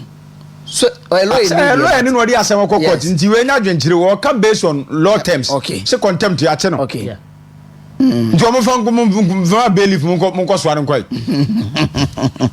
mo say asem dey we putu no say asem na ye no kre asem no court before asana new appointment ba so interference abem but say nim say be a court start say or di one or process bribi on the case say be a court efrase on the case they are fine asem court na say court nyansase a oh that be senior o man dey over no wo do asem court but asem no court ni frase say wo die and court to be et me kan ho asem oh yes because in contempt case you know say court in status wo die asem na utumi kan to the level they be a court ni be wa ka asem na kokoduro so on kai ekura so a utumi ka bi court do level bi a untumi ntra court na de no so yate aha ye he de ko wi na de etwato na galamse fo nsien bi so a yate wo mo ene some I think say 6 Chinese nationals and yachi wo mo excavators and what ka won one bulldozer and tano anwia and yoyo forest reserves no yakwachi wo mo yese na malam bi so kra kan wo kan chi de ama wo mo and so on the page wo mo na no malam ai oyere dunsini wo kan chi de ama wo mo so menya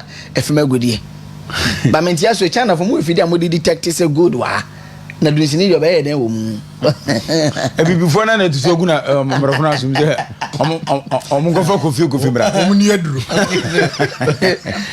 asga me de university okay ma me fa the new publisher into apoe na ene mu ase no Prophet Victor Kusibuati infoni da ase ado ase hwe me ti we obi ade obetimi a kire mi o anu amete se wonu so atwetwe atrose amanfo si na before kofa ne ade azu obi anche ose no kure bia ni obi antimi nche no ade kudi ntia o kasa ne se National Cathedral ho sika sem no ne ho son efi bia ne nsa ho ye enti no hu ni fi a yesi de nchire onye hu fi a usi de kope washing powder de besi watade enti no wo kase wo bia de ho a wo betimi a kire no ase nso no Samia Oku ene edika aboso ene SME Global wenya air vice president position and so ha say COP Christian Tete Yohonu Ghana your new IGP President John Mahama no say ne priority ni say community policing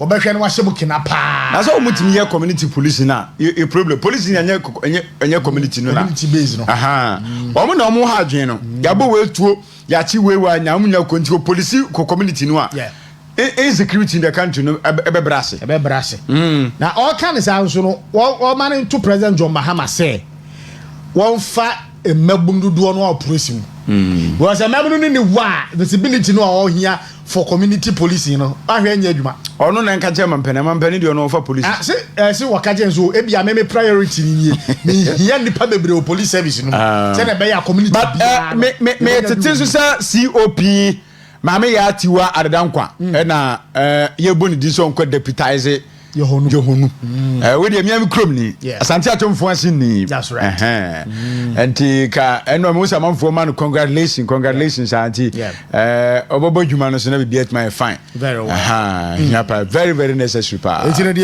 ewo paper no man no pay yes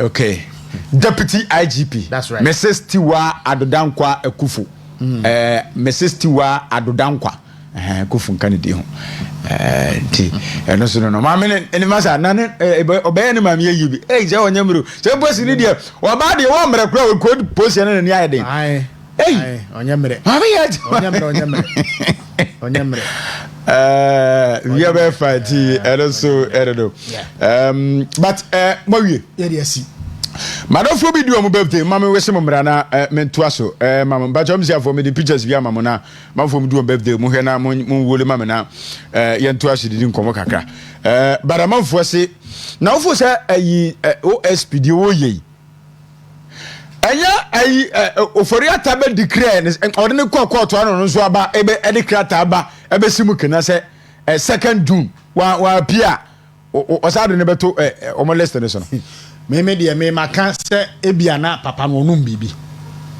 kisi aja ben because that's where you trying right minim se onim red ada onim red and so red onti ye onim red me and I'm a funny man me ni ejiro red ye den me sure so onim red red onim no o si me red say and the coco na red Unim red dear. Red na ya can asem unim no.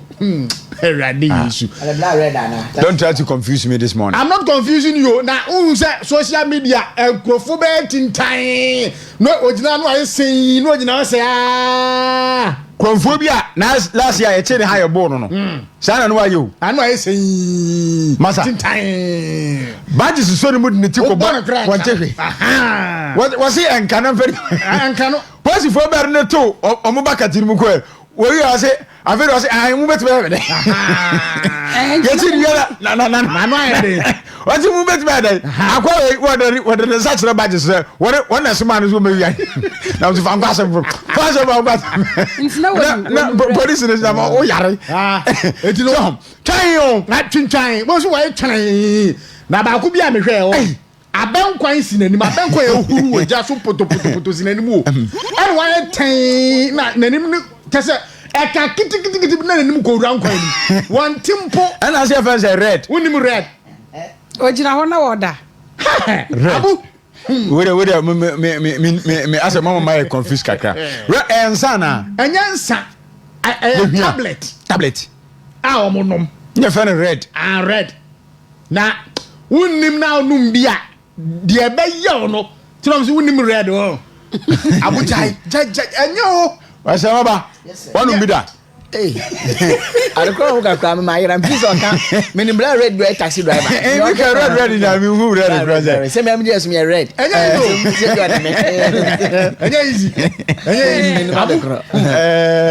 easy asebo easy entinu menim se bia na ankwanoma wo hoi and then you know so me yato so we are mama because ne ni ya no awo ya me dwunu amenti ase de no as we find a personal be ne e de no why dey e raifa woni pa ne mu kura kwa kosiwu wo yesiwu no wa no de ndende na say wa ma me pie mu wo mem ha June 2nd 1:30 medical wanted all the time na ka all the time aka the letter we na say eyeni wuo letter and eyeni wuo yesiwu ni jesu baby yes e so beka bibi na eyeni wuo letter because we sabi nyanse bi eni wo fa na asem ko no ho a masa wo no what 1:30 1:30 p.m. so bedru kromu ano oba na office wo nya say obe declare no 1:10 na say asin wo kisi age ben wo ye hwan no wo ye hwan tese wo fa fi na bia na sa a time no kra be so na bia no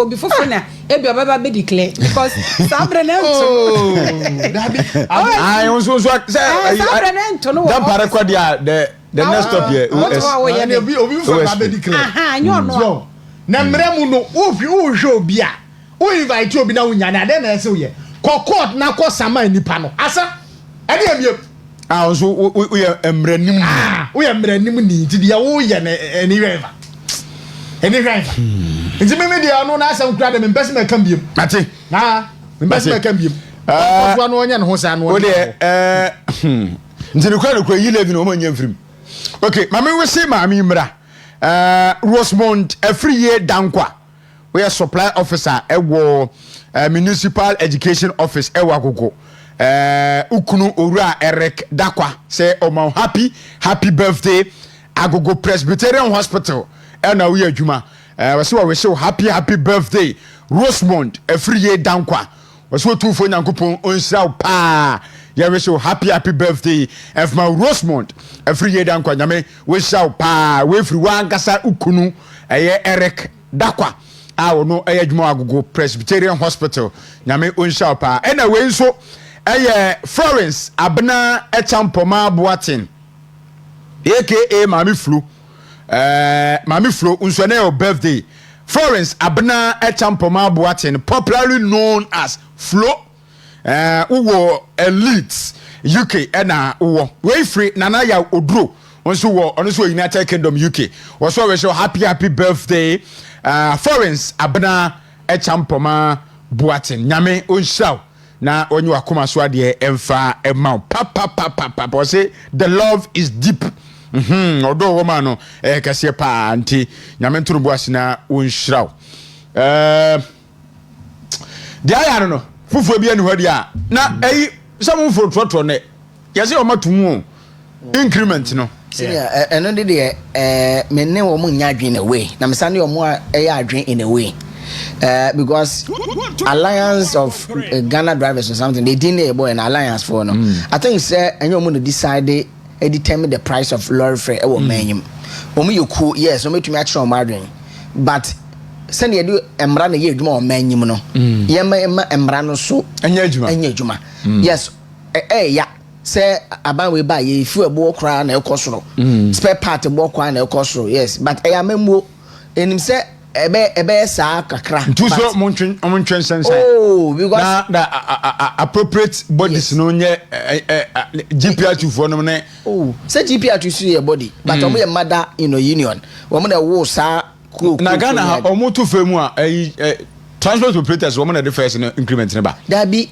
a Ministry of Transport but in connection with bodies GPRT we ne concern ne concern drivers ne na say for committed drivers yes but last 2 years na ko ba ne say na entumu no ministry na adwen say omo nyama so meto asentuade no dia ma driver for no that is why last year no one kasa share omo so the new fares the buy 30% yes edu baby na union ni binom no support true drivers say no more support committed no more support but na concerned drivers but edu time bi na kwa say politics den ewrem the actual thing make kwesi say yes one maka but seven you omo determine the price of fares omo mamra ni adwuma because yemu bo yefo cars ye bi and okasa wo gina mimi nim say enye sa na ti a and ntoko baba yes don't ma bibia boko o ma bibia boko osi eno ntina unions ne dɔɔso no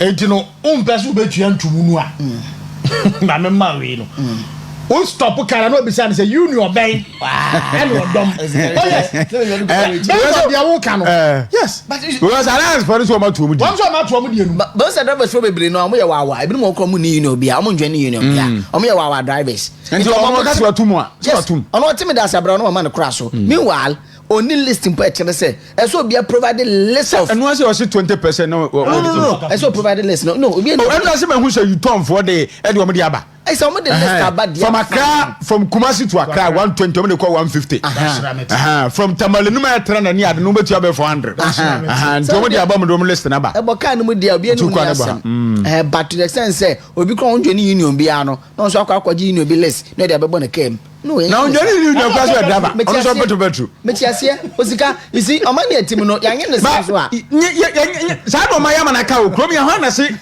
emremu no so de o kan sa na tie Ministry of Transport no and that's what we said in collaboration with the unions so yes but hanete sa krom na rumble style ya tu krom ya na police for ya fa anti-galamsey for akobi ekrom site say mo ye illegal man ntia be stop mo chairman say na ban na aba ana na wo ba no wo no wan kran wo mana mane so be say operation no emrem no sa na say ye no ya task force say mo stopping mine no say na aba na aba yi ndc flag ni him ma ban na aba enti ada na wo ba no wa mana mane we emrem ye o kan me no ya adwen ba Ghana ha no rumble star memo ne ebu ba ye what is me yamu obi appointment no a ministry ho GR said no yan prema wo no mampani modi man tipa ye firi anko Ghana has had ye no ba ha na rumble star governance ye bu na ha rumble star ye fa mra nyadwuma okrom ha ya de mra nyadwuma okrom ha anko obi a ye man appointment a wadu anim se bi ye se ni pa no firi ho onko ya de tax ko twini firi ho se dwuma ma anya bio sa na ye no say ye kan say no and then GPRT remu na bi say omo say matrashing te do we can say yinim ho bisa true drivers yinim okay true drivers for the omo no they in line with this smaller unions nti omo ka say yatum but GPRT na mother company a na transport ministry no kra no de piano no omo edakete crosso decided the first price of a lorry fare no but say omo kra no say ye de ye ntumu into political interference no I am more. It is your ministry na edwuma na se yen ahyenkafo no any unions small unions no ye ka se ye small union on I said true drivers they know say omunya to fuel yes metias small or big union ye nya fuel no a 16 na bo no 15 san wo bia to ye kwa ga se we ye big union into the small union the same at the comment say 40.0% na that's no yes that you be cross board me ko to bia na me catch na no me feel me dia no 700 na efu e dey we some 2000 yeah 1000 say na me engine efu 10 million fuel 1000 Ghana ense me free na me feel do aya me nu kwa na bia more than half tank ko me nu kwa half tank ko me be say me feel here what you say sir enti obi atua petrol bu oden diesel bu oden gas bu oden no na me hu say won bete so 3.5% as me hu say chamber of one half obi say petrol ni ade won bete so ade me hu say omo security on social media nra ni bo aye den that is the fact Abraham hebenim ni bo oden what you say enti abasa affect obi oto ni me bia eto ni emem so eti alliance for no kwa mi so no as ye nyina ne yeto eje easy abu woni driver for ni di nkoma na eye cash entuade ntumu a won be ka se aban no to fam ngubuomu a driver unions no mo mama ne etu no so to cash entuade abuomu a enya aban na be tie no bu a won fa adwuma wa ye what's about ohun bia ni emra no say increment bia ba esa ubo unions that man say due to ABC the increment say na dey ba no aka chom wo aba no wa mo mama ni o na ba jo regulator na say na won hihye mu de transport ministry o mu say o ma increase na we increase the amount for na say transport ministry na determine anyone will determine that they cannot also determine how fares will be collected in this country they are sure mo say some regulate fine but fuel increment anyone na anyone will determine yes anyone will determine yes but the bar increment in the bar ministry no it is also your sole responsibility to communicate to the unions on say problem e wo no aye eto na gugugu fuel so na ye eto na asem ne yake eno no na ye aban na asade eno na ye awa ye bom fa aban no so nya na agi so obeye free so yes but on ye na agi so obeye free so no so there is a way out the facha Oscar and na dia beto woni ya kafra ai kafra na so di fadi abra want to nia be man for dia mama na handkerchief mo huru na ni so ma mama no so huru na ni so obi asere message wa mama na hu bibia gu na ni so mama no so message this say was me ka je won ya defend wo mo ye we o ma dra for ni to cash into ade abu nu wo mo so adwuma no mo ye no so enti no wo mo major problem ni say ya to fam ngubu mu a aban wo ni ntena se en kan se ne say bia weni ntini ye de ebia 2 pesos ana 1 cedi to cash into ade abu so ye kan say fuel price obekọ pump no na efumfam ho se bam enti no mo so mo to cash into ade abu mu a wo mo no ma metena se nka hwe adwuma no mo ye obi apemfaso aba apemfaso mo so pemfaso yate emphasize ana ye na homra na anya bujafo entoaso ana abena asem bia kachire ai wo mo nkotua ne sa muntia aba ye to ye so mfaso no enti no o stop car no a wo chema ba tie drink no bisa se so no fasi konyo krum edu ya no bisa se mpacho union ben kai die enu anu no waka na nye alliance for na no ahwira team so bo alliance for so ko benya nko enu anu wo ke o mada o bisa no kra wonka enti ya to abaye reset reset is over for yeah reset is over for yes ba yantia Sam George ise wasa kan hu biu regional directors anu mo da NC anu amu ye nyina no say wapam wo mo say takra de ha NC director no so are affected I think 5 regions and wapam wo mo say new director eba and say mi wo mo office woko anope ya mi wo mo woko ba me frɛ pani ba ko se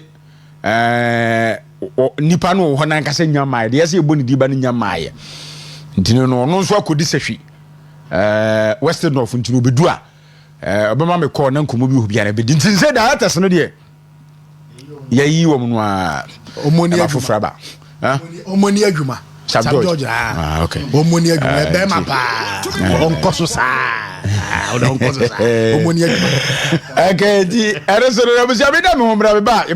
to me 101.3. Join us live on TikTok, Western Diamond TV, TikTok, Facebook, Western Diamond TV, Facebook, Western Diamond TV. Your social media handles mo join live na your mon komo. Mon like page na mon share emaye. Anko no ma. Yedi bit me bia. Mahama has formed arguably one of the biggest or largest governments in the history of our country as it relates to the cost on the national exchequer. Why do I say this?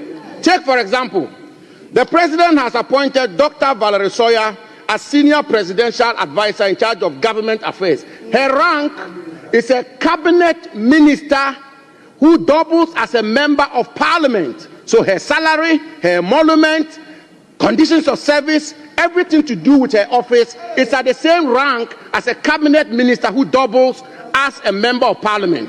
The Speaker, he's appointed a presidential advisor on economy, appointed presidential advisor for 24-hour economy, presidential advisor in special aid to the president, presidential advisor on national anti-corruption program, presidential advisor on diaspora affairs. Mr. Speaker, he goes on to appoint presidential advisor, presidential staffer, and special aid to the vice president, presidential staffer for Black Star Experience, and then presidential staffer for diaspora affairs. Mr. Speaker, then he goes ahead to appoint 5 policy advisors to the vice president. Mr. Speaker, he tells the country that he's appointed a minister in charge of agribusiness, and yet he's appointed director at the presidency in charge of agriculture and agribusiness. My good friend Peter Buama Otukono. Mr. Speaker, he says he will not appoint deputy regional ministers, and he appoints 16 presidential staffers in charge of the 16 regions of our country. Mr. Speaker, I want to submit that these presidential staffers in charge of the 16 regions of our country, in essence, as it relates to the cost on the national exchequer, are in fact, indeed, and in substance, deputy ministers of state. Mr. Speaker, he then appoints, Mr. Speaker, listen carefully, please. Mr. Speaker, he then appoints one presidential. Because social media, the way people are bashing this government and addressing their concerns, you know, it's something that you will just love it. You will just love it. Me who am for be anya that just screenshot am for comments near the am de ba near the and I will what me say. Because I have never experienced this type of doom before. Doom for 30 minutes, short for 30 minutes, from morning till this evening. Light on, Ubizu say, inside from for we Jimmy Agla, the hour, the Abba. Inside from for Sudi was say light on, light off. We cannot doom so be this. What kind of doom so be this? You are in doom so, but you can't post it because you decided to go for a Yezu. Kumasi pa waiting we do NDC government. You doom light by this time. JM. No be your fault, Mr. President. Okay. We say Gideon Chreme say Abampa Penye Kumasi is dark. Where again? Do you have light? No. Despite my intervention, the ECG assurance earlier this week, I am receiving worrying report about the power situation in Ketu North. My people, please remain calm. I will personally visit the ECG office in Denu and I catch it tomorrow and update you. It shall end. We Eric Adam Agbena Nedia also Edia Bananum. Change is coming. You know, Sana you doom. We was say na John doom so many abebiu at the second piao the sum Ghana for Mr. Chloe utu kwa bricha na wana pa bricha ko krom hande Ghana omo Ghana Jesu munya betra kan na bejina so munya betra ma John Drama otutu ne ma wate Ekania no bija naso. Power minister no gusu obodwuma munya botre ma no.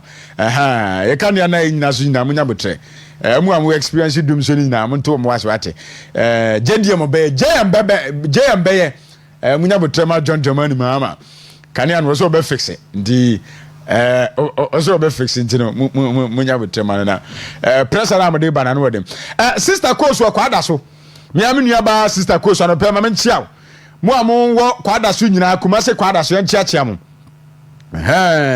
na yanchiachia mo nyina nyame hia mo papa mo amon share across the continent bibre mo fo nyina me yonkonom na Nigeria fo alata fo no ana penchia mo Sierra Leone, Liberia, Congo fo ene mo amon hwe Western Diamond TV mo send your messages na me hia mo pa mo amon diaspora so yanchiachia mo Canada.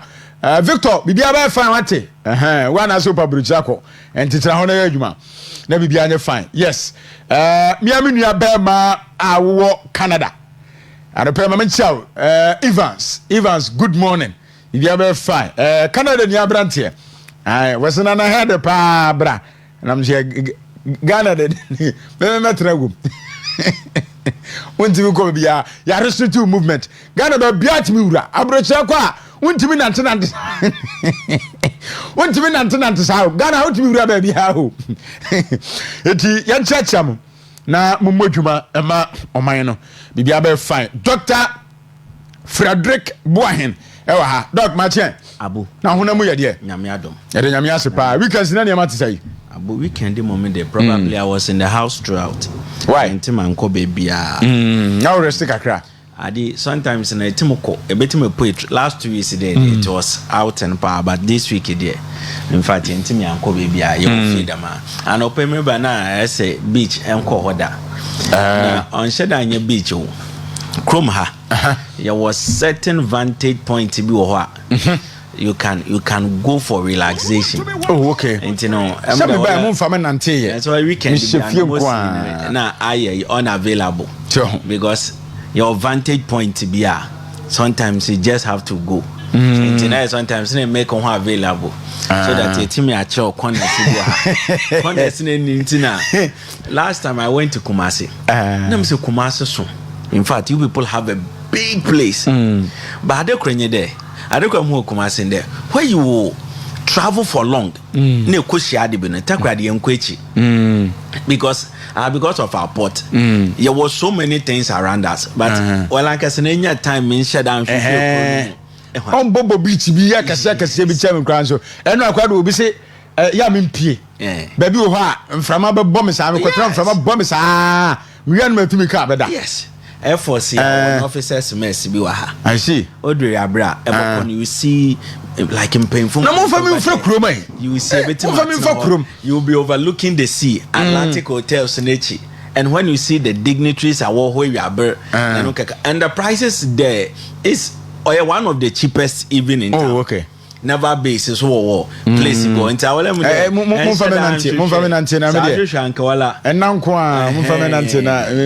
you krum kakra there you have available okay anyway yan share kakra minim just a quick one no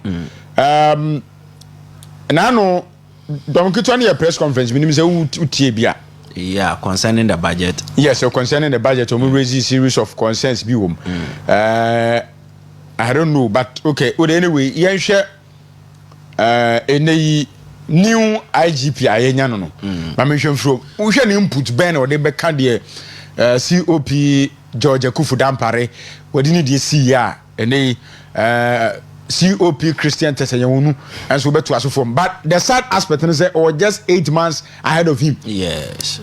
8 months probably by December no call retirement. Yes. Minempa. Okay, yento aso. I'm da no pay like adum post na nkofodo to social media. I'm the share NDC headquarters on Facebook page. Oh, where the amount for the ana amount for screenshot they send them. One headquarters on Facebook page. I want crowd with the statement about that we must as a matter of urgency address the lighthouse situation. So the NDC government have now come to know that this is a serious problem for. I said to Musone by him. And Kasa NDC ni MPP ni CPP ni. Yes. Obi are affected. Yes. You see, back to your issue. I think that Dampare has really left a great mark when it comes to the police service, because say efhwe ne 10 year obebenyen na efhwe ne impact it is very impressive. In other terms, and you see so many people also giving different accounts about his side of his life. The Dampare today or today, but a little professionally. A Juma Papa no a police fraternity in the whole, or you're very impressive. Because I'm the Minister of Interior, NDC, the Muntaka. He went to the police headquarters and he made firm assertion there. In fact, the transformation away to police headquarters no, or impressive. He made that assertion. Yeah. And you know, from his own mouth, no, that's what academy there. What we see on TV, especially those of us who have not had the privilege of going there, call him a first-hand information, and that the man has been impressive when it comes to the police service. 2, actually housing accommodation effort for the police. You see, His Excellency Konadu Danko Akufo-Addo, he commissioned so many complexes, housing complexes for the police. Ninyina is under the leadership of Dampare, and we can recommend him for that. Look at the helicopters wenye, she cars, she motors wenye. So the police was much very visible in this country. Even one time in Poye, one ten ukrana otim the bear was the main prophecies at 31st bia na prophecy whatever. And kebunda 31st bia so many prophets will come up with so many prophecies are obu. Now the citizens, most of them are living in fear. This man was able to stop that prophecies. So we can say that Ne Ejumayano has been so much impressive, and it leaves a great challenge for the new IGP, Christian Tetewonu. It leaves a great challenge to him, but unfortunately, no. Only time can say at the name, and we could have also seen how also the impact Daba. But from what I have heard about him, no, Ochede his time of service in the police service, why you juma kasa. Obimpo no rekede say police near waiting watch police fopa in Ghana. The new IGP was very prominent in making sure that most of our notorious armed robbers were arrested. Intino see ehwe ne juma ya wa yem kwetende dia. Meji the police fraternity nya wo boni din so obi an sheda ni asem boni bi akafa no. Everybody has accepted his nomination and appointment. We only wish him luck and pray that he will do something significant. Monsubenya good impression on the service of the police, so that Ghanaians will continue to have some faith and confidence in the police service. And there are a few times a day, but at least on Yadibi to also show an impact. Yes, last week, let me share issues of insecurity. Of late, I say, one more target to mobile money vendors. Yes, mobile money. And amount for invade amount for fee any idea coso. Now me busa say this new IGP Abana, is it going to change something? Like I didn't say bet me about because you are changing the leadership of the police hierarchy. And here didn't say bet me about massa robbery issues in order to stop the activities, and I say it's going to be the whole staff. No, I believe that and when there Abu said Nimpebias was at that point in very first timer. They want to create an impression, and I'm believing that he would also like to leave some mark be Ansan Warita. And one of the mark Obetim will leave is to solve this insecurity problems here we are facing in this country, because I think the president charged him to make sure that the main insecurity situation now, since you also know, I think it will be able to brought down to the barest minimum. And minimum there is an otumfo. So omeki the main assertion about insecurity, and I think that it is also the major concern of every Ghanaian, because send your mobile money. Let's say name there you are not assured of your security, or if you are working as a Ghanaian, any assurance or your thing. So I am believing that the first concern right now is to tackle this present situation, that is the insecurity. Now Ghana for wetim when you are reshembi mobiatim wako. I quite remember. Takrado at a point in time. Now there was insecurity wahapa, but what they command the and we saw that the main security problem is away at once. he was able to work ankasa. So I am also believing that say if the new IGP ordinance Sifoma, we can have a lasting solution concerning the insecurity problem, especially in the Ashanti region, so that they can have the peace. And because it is a region where it is very prominent to the Ghanaian economy. It is said the insecurity no or yamakumetu oba. So let us hope that his appointment will make sure that we have the main issue we addressed. Magana Imbiana Kuma Atonium Abu. Well, Ken Oforiatta SU OSP for unlawful behavior, thinking about say we're playing on wanted list or not unwanted wanted list. So no one who's for that actor will behave for unlawful wanted declaration. I don't know. No. You see, OSP. I think I'd wanted a word to describe him, but me said I the right word. Wabon papa OSP. Wabon ankasa. This man, Anka His Excellency, as a lawyer, as a law lecturer. Wabon. You see, no, but. Yes. He didn't take his intelligence for granted because no, Abu, why rise it to that extent? Abu, we go at enemy. And him there on your piano betimu asset why share program like how you are doing. So the fact that Ibu education, you can be a great lawyer, but in the office of the special prosecutor, this man has failed. Okay. Meaning the urban law, people can say that he's a good lawyer. But at the office of the special prosecutor, he has failed ankasa. And you can do to go. Ghanaians will affirm what I'm saying, that this man has failed. Because in the moment of the press release, the OSP or the Abato, now maybe someone there, OSP, you are there based on the law. And you are trying to tell me that if courts no cry instruct you not to put this man on the wanted list, you still go ahead and put him on the wanted list. So this man is trying to take a stand there on he will not abide by the legal laws in this country. Even the one coming from the court, he will overrule what the court will say and still place the man on wanted list if he doesn't appear. Now, so probably say, what is the substance of this matter?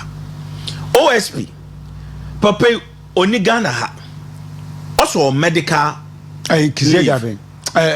Oforiatta Onigana ha. So his lawyers has been corresponding with you regularly. Every concern be able to they respond to it. On your they don't respond though. So you have been having correspondence with Ken Oforiatta, and watch out that he's seeking medical assistance. Dr. Noshano will respond that indeed I have a patient or a client under my supervision in this person. Still, as there, Makoda may declare man wanted. Why? No mention Airbus scandal.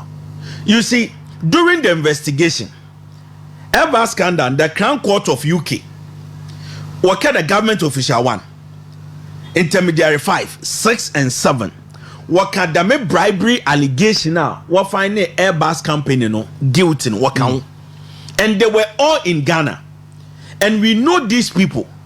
Now, a career, His Excellency John Dramani Mahama, ne brother Adam Mahama, he is in UK. When OSP started investigation, Papa ne Kedomba, OSP Timmy Chaff flight ticket went to UK. Now, on interview Adam Mahama. Now he came back.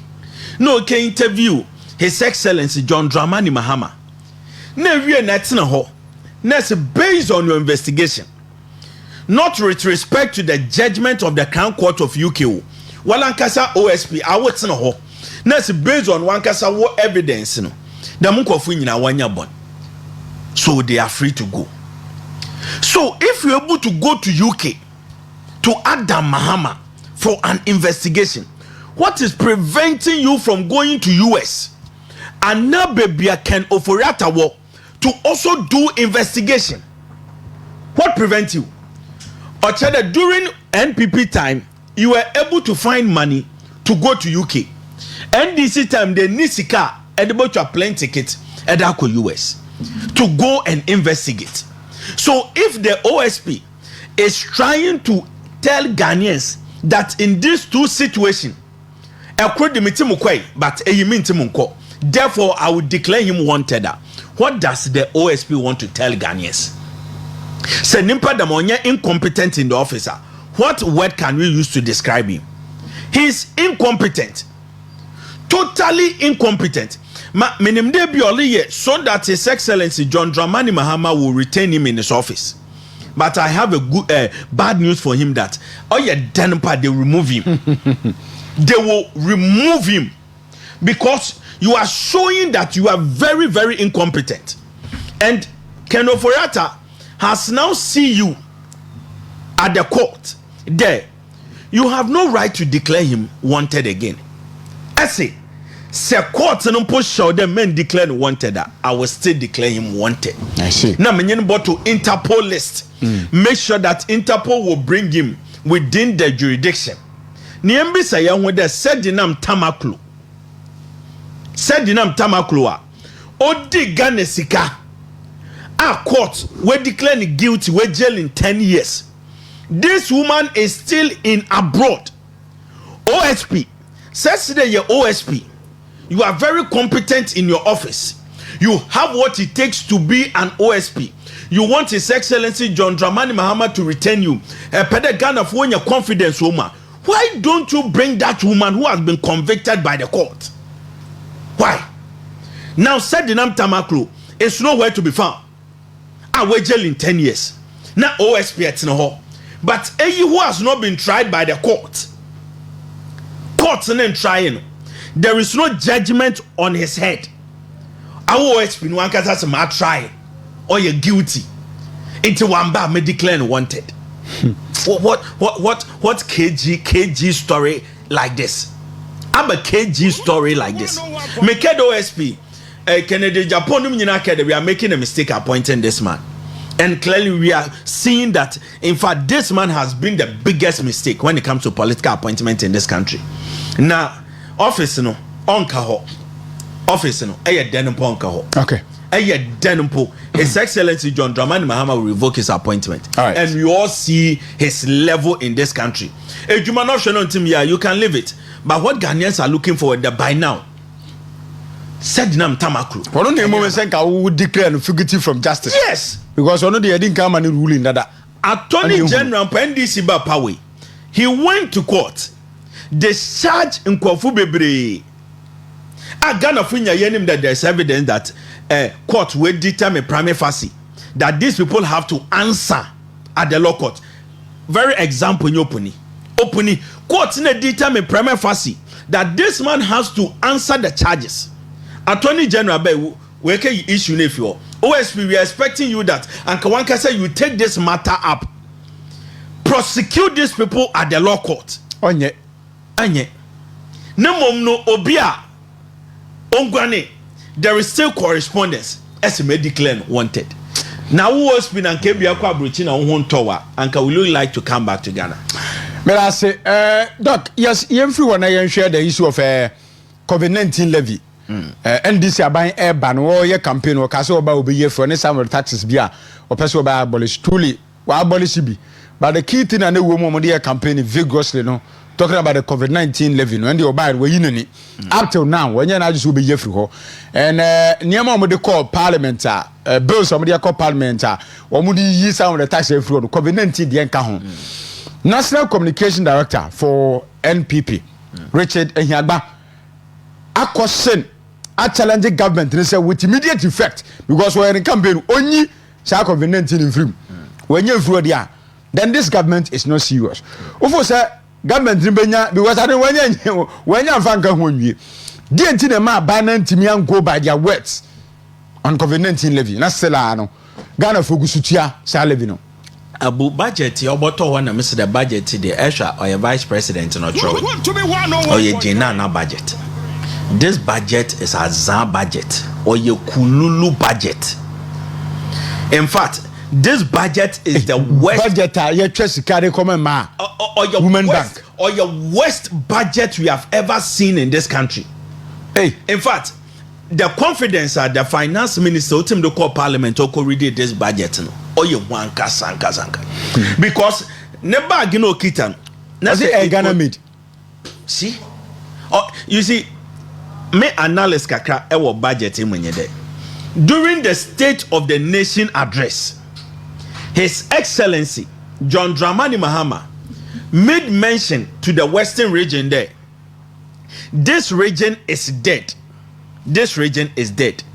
And you know, he will make sure that he bring this region back to life. As some of His Excellency John Dramani Mahama or the promise of Western region, that he will bring this region back to life. No already budget, miss maybe some money and NDC fund. Did you see any allocation? For Western region. For Western region.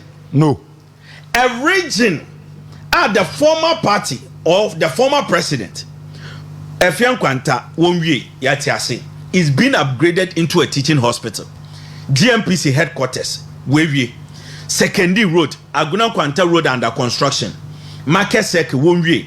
Yenya interchange Yenwie. Now the president came to tell us that this region is dead.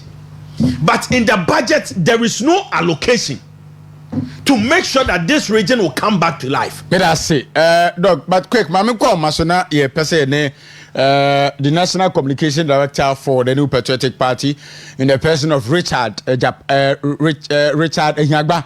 Bonkomo Richard Japa there for you. Se ye nyano, me ko na me ne mo koma kra. Me do koma Richard Japa. Rich,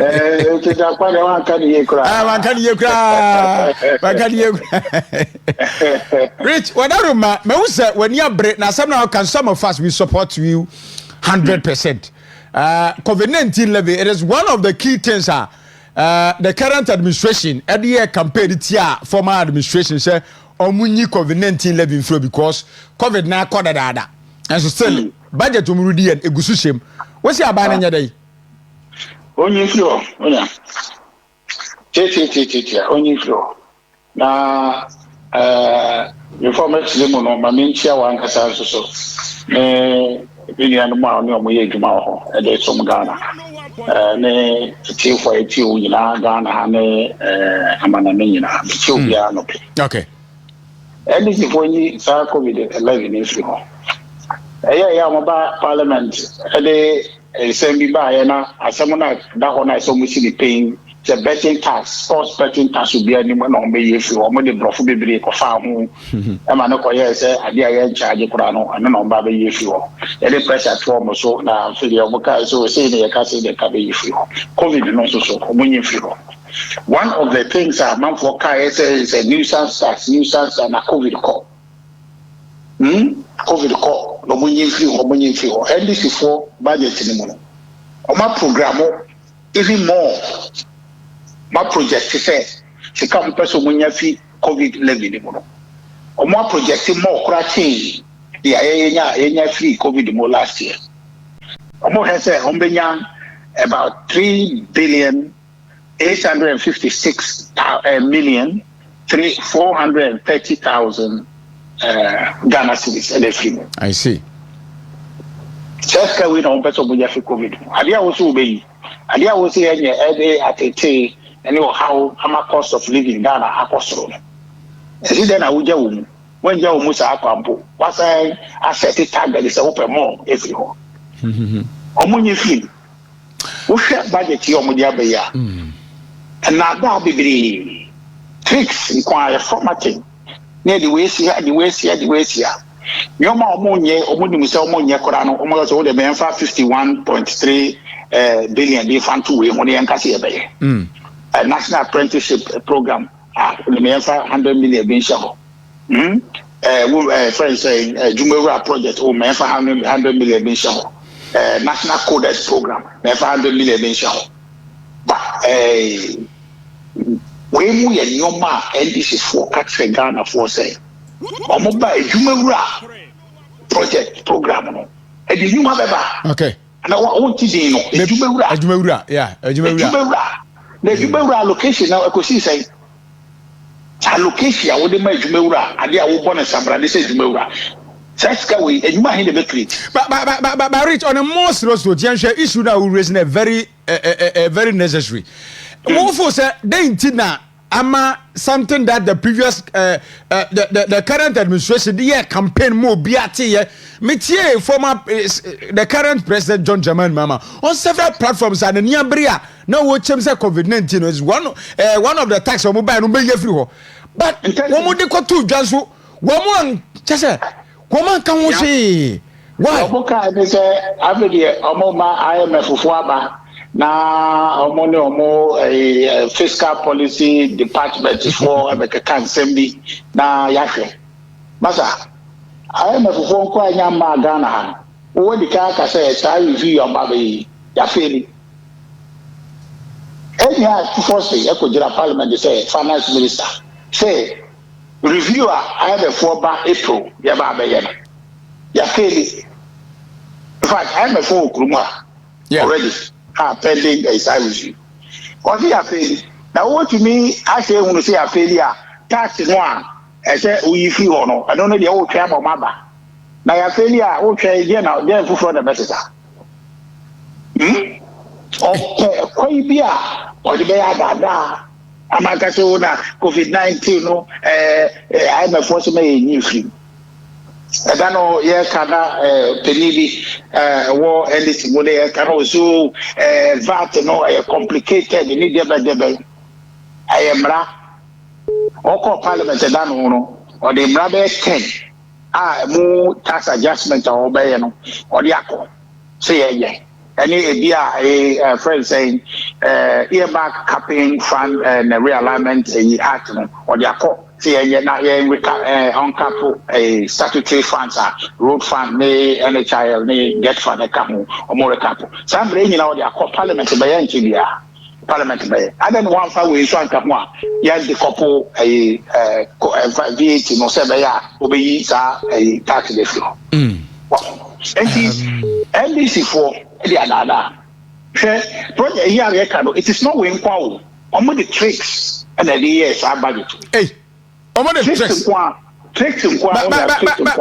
tricks is a strong statement. If you use a trick for somebody, I mean that trick pa. Masa, what you say? One wa catch them man Ghana ha.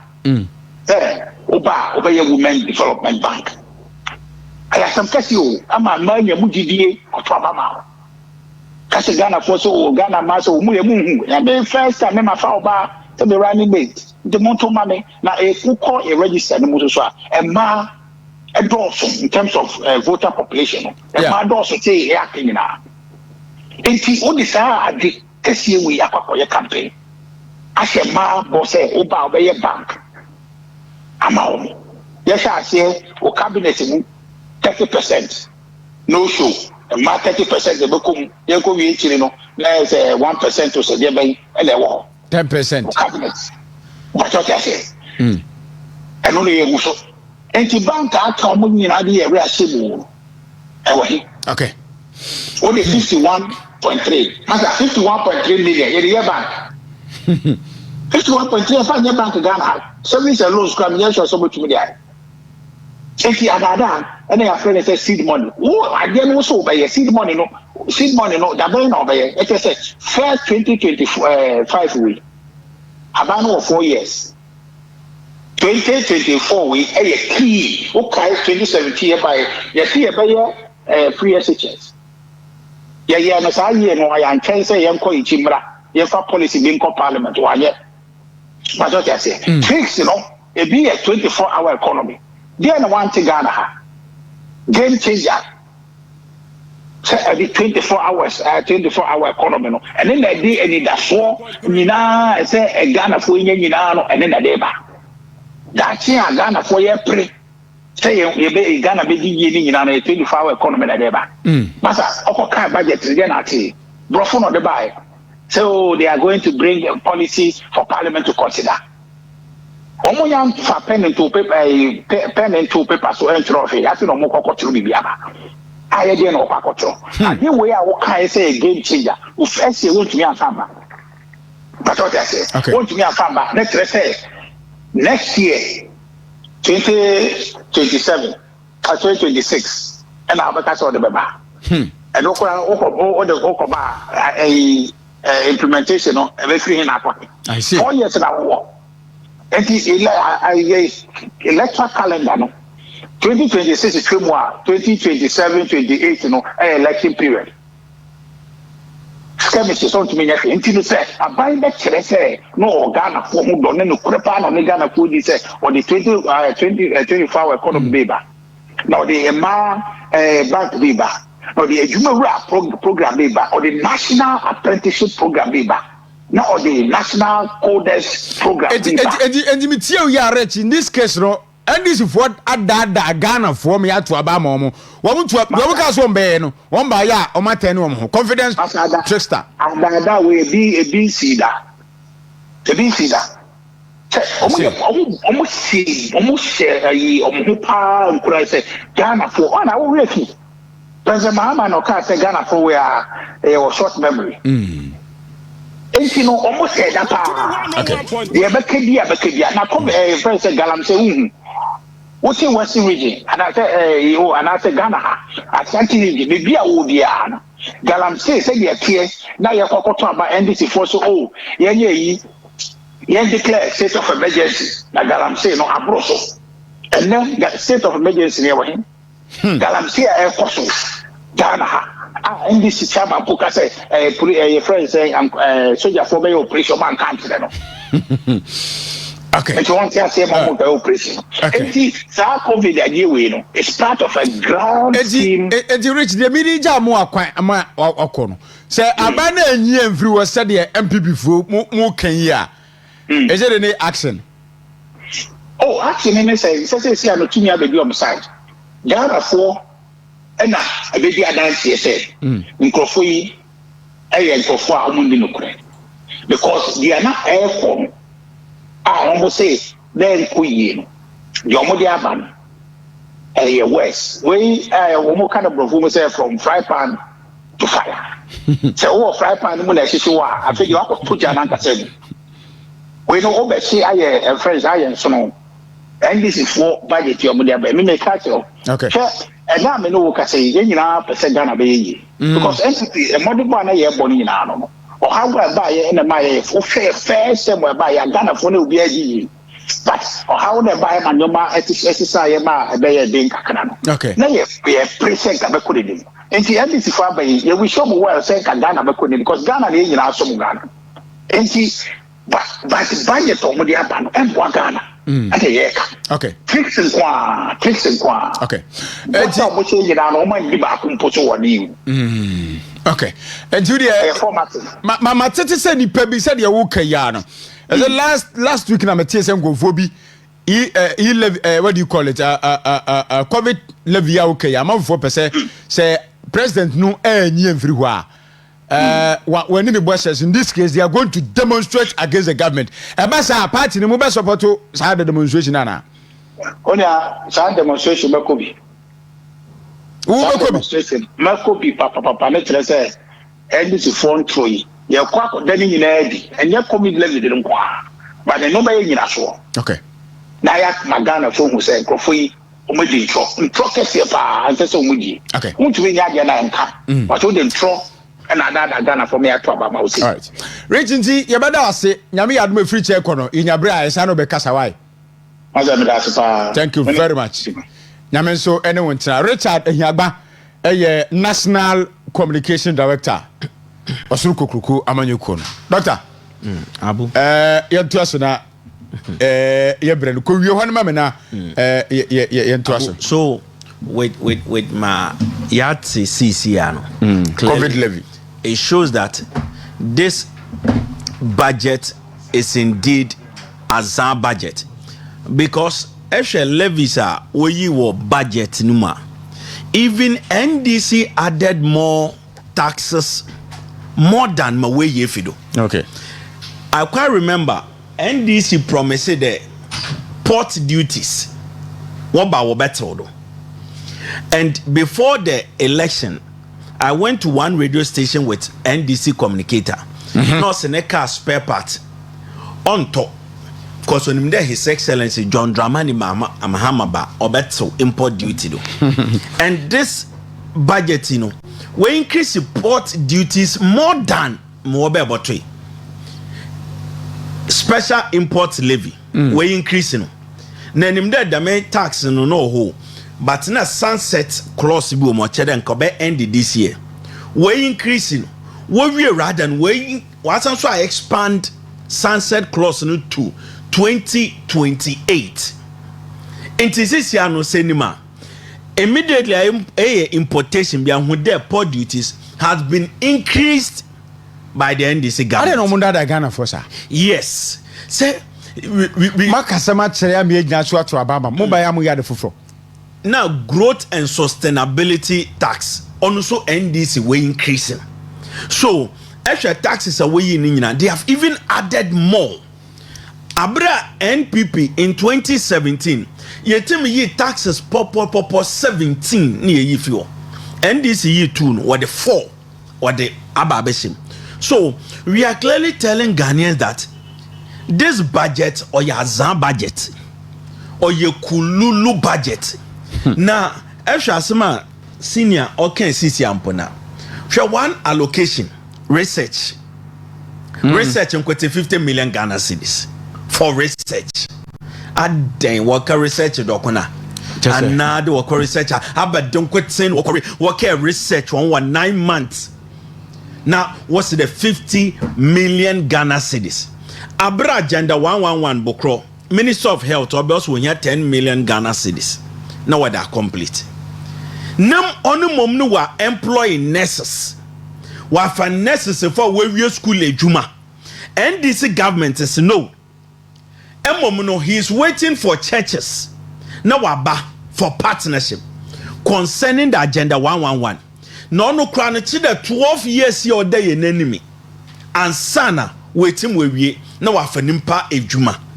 Na emom no we ya allocation of 50 million Ghana cedis the one frank research keke our presidency into say Ghanaian it is the government you voted for. Ghanaian, this is the government we have voted for. Now anima what the budget be of 78 million Ghana cedis for communication at the office of the president. 78 for 9 months pool. Into a cheddar busumi bian 8 million Ghana cedis. Into March here yet me budget will take effect next month. Into April, office of the president communication 8 million Ghana cedis. Abro 1 year 10 million order agenda 111 whether complete ekor. Also the one fine year communication today metina higher America say keke no 8 million Ghana cedis. Busumi bia wondi. This is the NDC government also maybe protect the public purse. Public person maybe now ma bobo ho ban. Also communication 8 million Ghana cedis no wondi. Na wi a wa Ashanti regional wa catch the one to menya light. The doom som. And wa catch the doom som. Na kasa keke 8 million Ghana cedis wonjindi. Okay. Medasi, my information is say hi, good morning. The people of Ghana have voted for change. That is what we want. Change is good. Nobody should complain. My name is John from Laura. Say John, any message Odiaba. Good morning, sir. Now Ghanaians are calling Dr. Alhaji Mohamed Bawumia. JDM has nothing to offer. Ghanaians, inshallah, MPP will be back in 2020. A special greeting goes to Sawada. Okay, I say Sub-Zero. May I say Awusejo Wodi Abba. Okay. I say good morning, my brother. You are doing well, please. Where is okay, Mbacho. Nana Nana Yao from New Takra. Good morning, my brother. John Jaman Mawan NDC and his NDC campaign on COVID, and they decided to abolish it. If they come to power today, COVID-19 is still hanging. Okay, we'll say it's hanging. Dadanwa and Koko Dadanwa hanging Dadada nkwa nada nkwa unfortunate message wow still hanging nada nkwa na ekoswo wo mahama mamuomu. My greetings to the national chairman. Yes, we nana hanu no de brafo ni twiri nya frafra enu anu no abrawa enti ono so de erenom sub zero no we Sento Kushambo Kojo Kromesikado Ketan. Was good morning President Mahama and the NDC assured the Galamsey operators to have so much belief in him because he will not stop them. That's the reason why illegal mining is now at its high level of magnitude. Indeed, Ghanaians have short memories, and Mahama will deal with us. Best regards to lawyer Isaac Yaubuama and Colin Sarr. Yeah, that's no message. My name is Jessica. I'm watching live from Kumasi. You guys are doing well. We hope and pray that the NPP will come back 2028. Yeah, that's Jessica. And no message. Where's it? Good morning. My name is Kojovi, and I'm watching from Volta region. MPP will come back again. Okay, that's it. Kojovi, any amavine ya vini mu nyina no pay yanchiachia mo. But quick answer ni akọ lines ne so no. Dom keto na hwe krata de koma Professor Jina no pugwajma say omeretina. Na budget no onfana because he because statement asresa. O me debate budget ni bi. Na because she is the head of economic Professor Jena no pokwaji be se chira homra parliament na ombre no me debate bi economy no me cheche bu kwanya let me come asiri hey Professor mama me njiro me come chop Honorable Patrick Boama okay question sir na nia bread did satina 18th but omra na o me debate was article 111 of the constitution it is it is outside the constitution as a vice president no the proceedings of the parliament no abe pataki debate ni bi na ma mem no NDC ba power Jubilee House of Kontu ni na NDC wo on the yana was man moko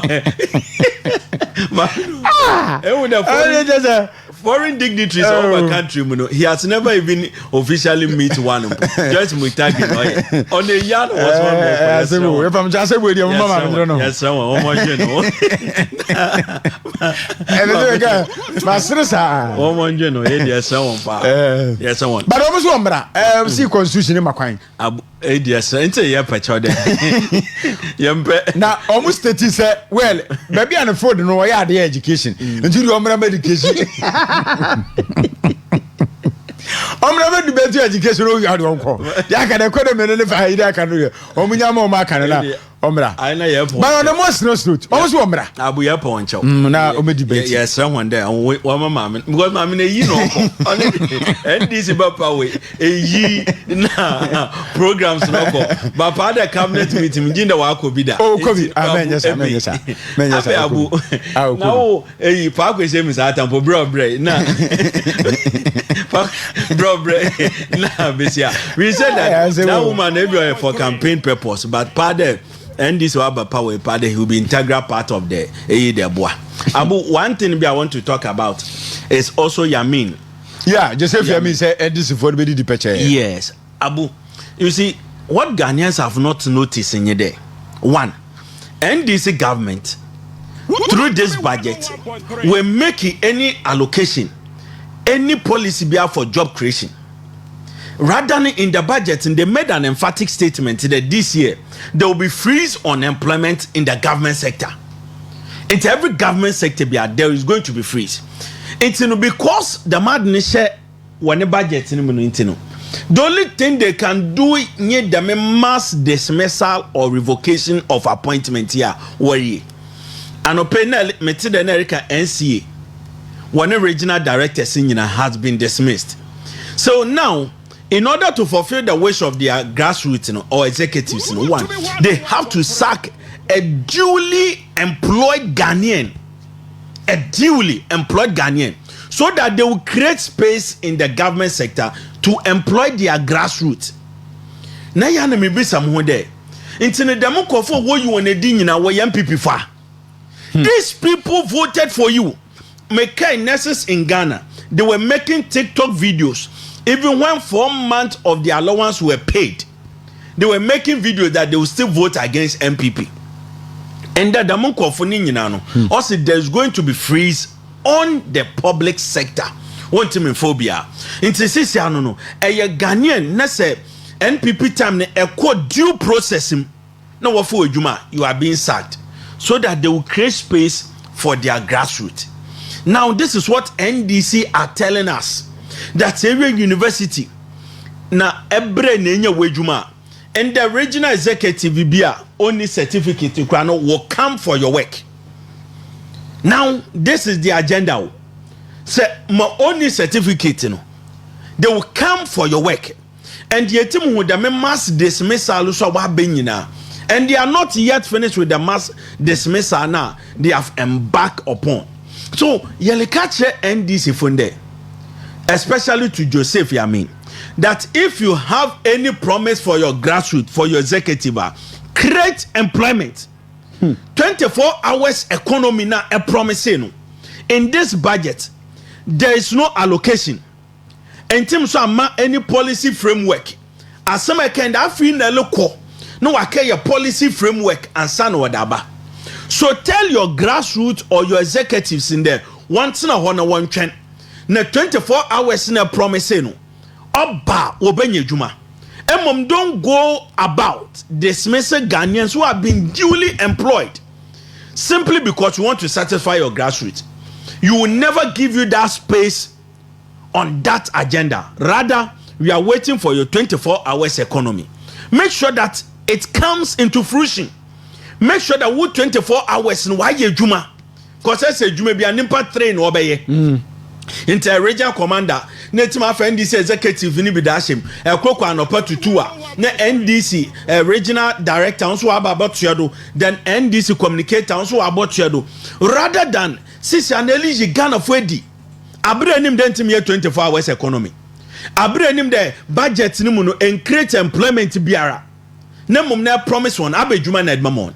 Na dimpo ya umponye last week Basantali.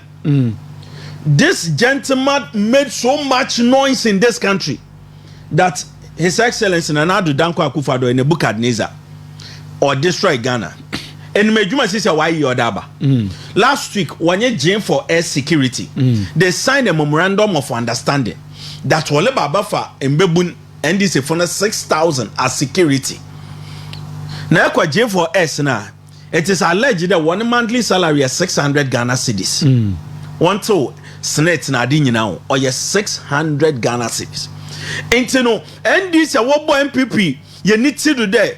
We have created unemployment. Wale bebe create a job. Ejuma sisi abasanta leader benye de. Wabafo through J4X. What salary is 600 Ghana cedis. Ejuma sisi wo creating you know. So if this government upon kasoka se bebrebe in opposition, now a NDC executive for CV Fabra. What's wabafo security? Market second eba guard wo ho. Banchina Brodino Jubilee grounds and awo na eba security wo ho. But some are 600 Ghana cedis. So let us look at the mindset of NDC. Clearly, these people have nothing good for any Ghanaian. What the money your propaganda keke. What we know, a Juma no ye down watch my family and friends. Now ordinary grassroots in was a brajin for S.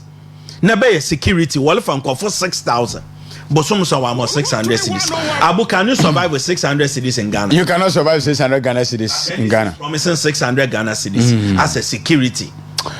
But I say, Sami Buachia Samanka say, Honorable Kenoforates decision to sue the Office of the Special Prosecutor as a rightful assertion. Please stop calling. Stop calling.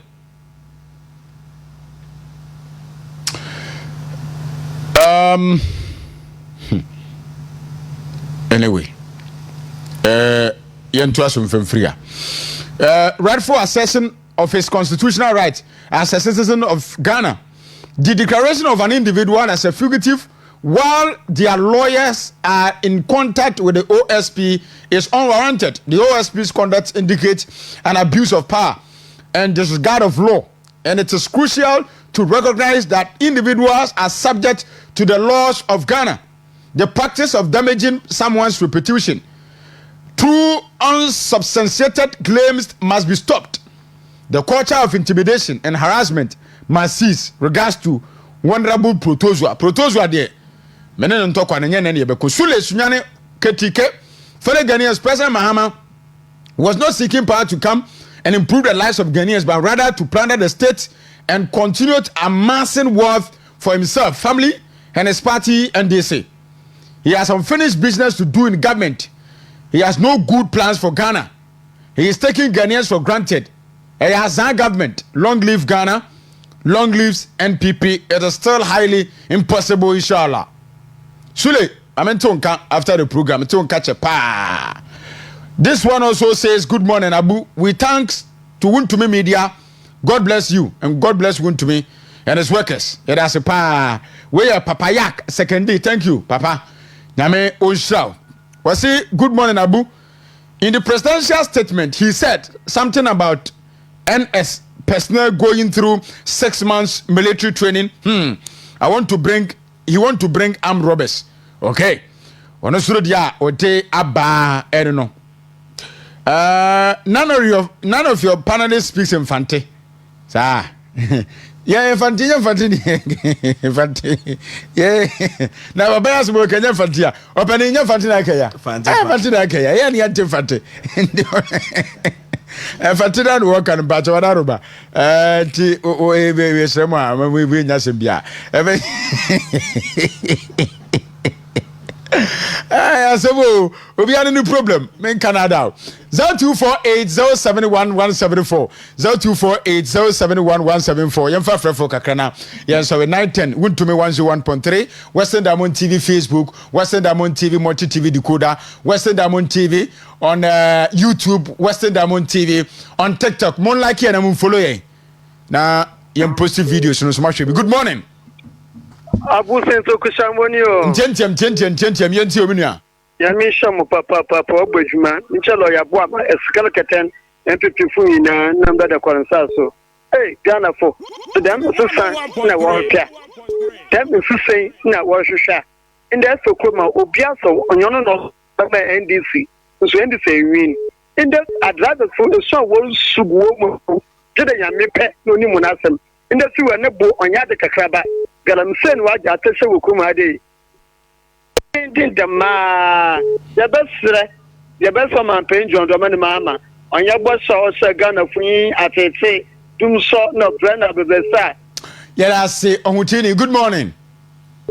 Mama Abu Nana yentio Abu anape bi kan ma membo wa ba na membo doctor se aba papa what I say na Abu Akwenda Menya and the Mandi Mamisia incoming national chairman. Yes.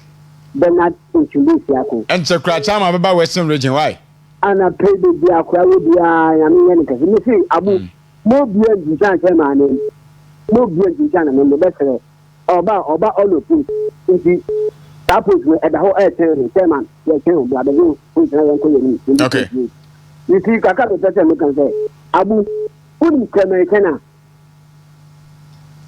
Secondly, not your speaking or wouldn't know. Dabi. Abu, you are too poor 10%. Now, have the time or too poor 10%. Papa, every answer I can't get Ghana for. And you have 20%.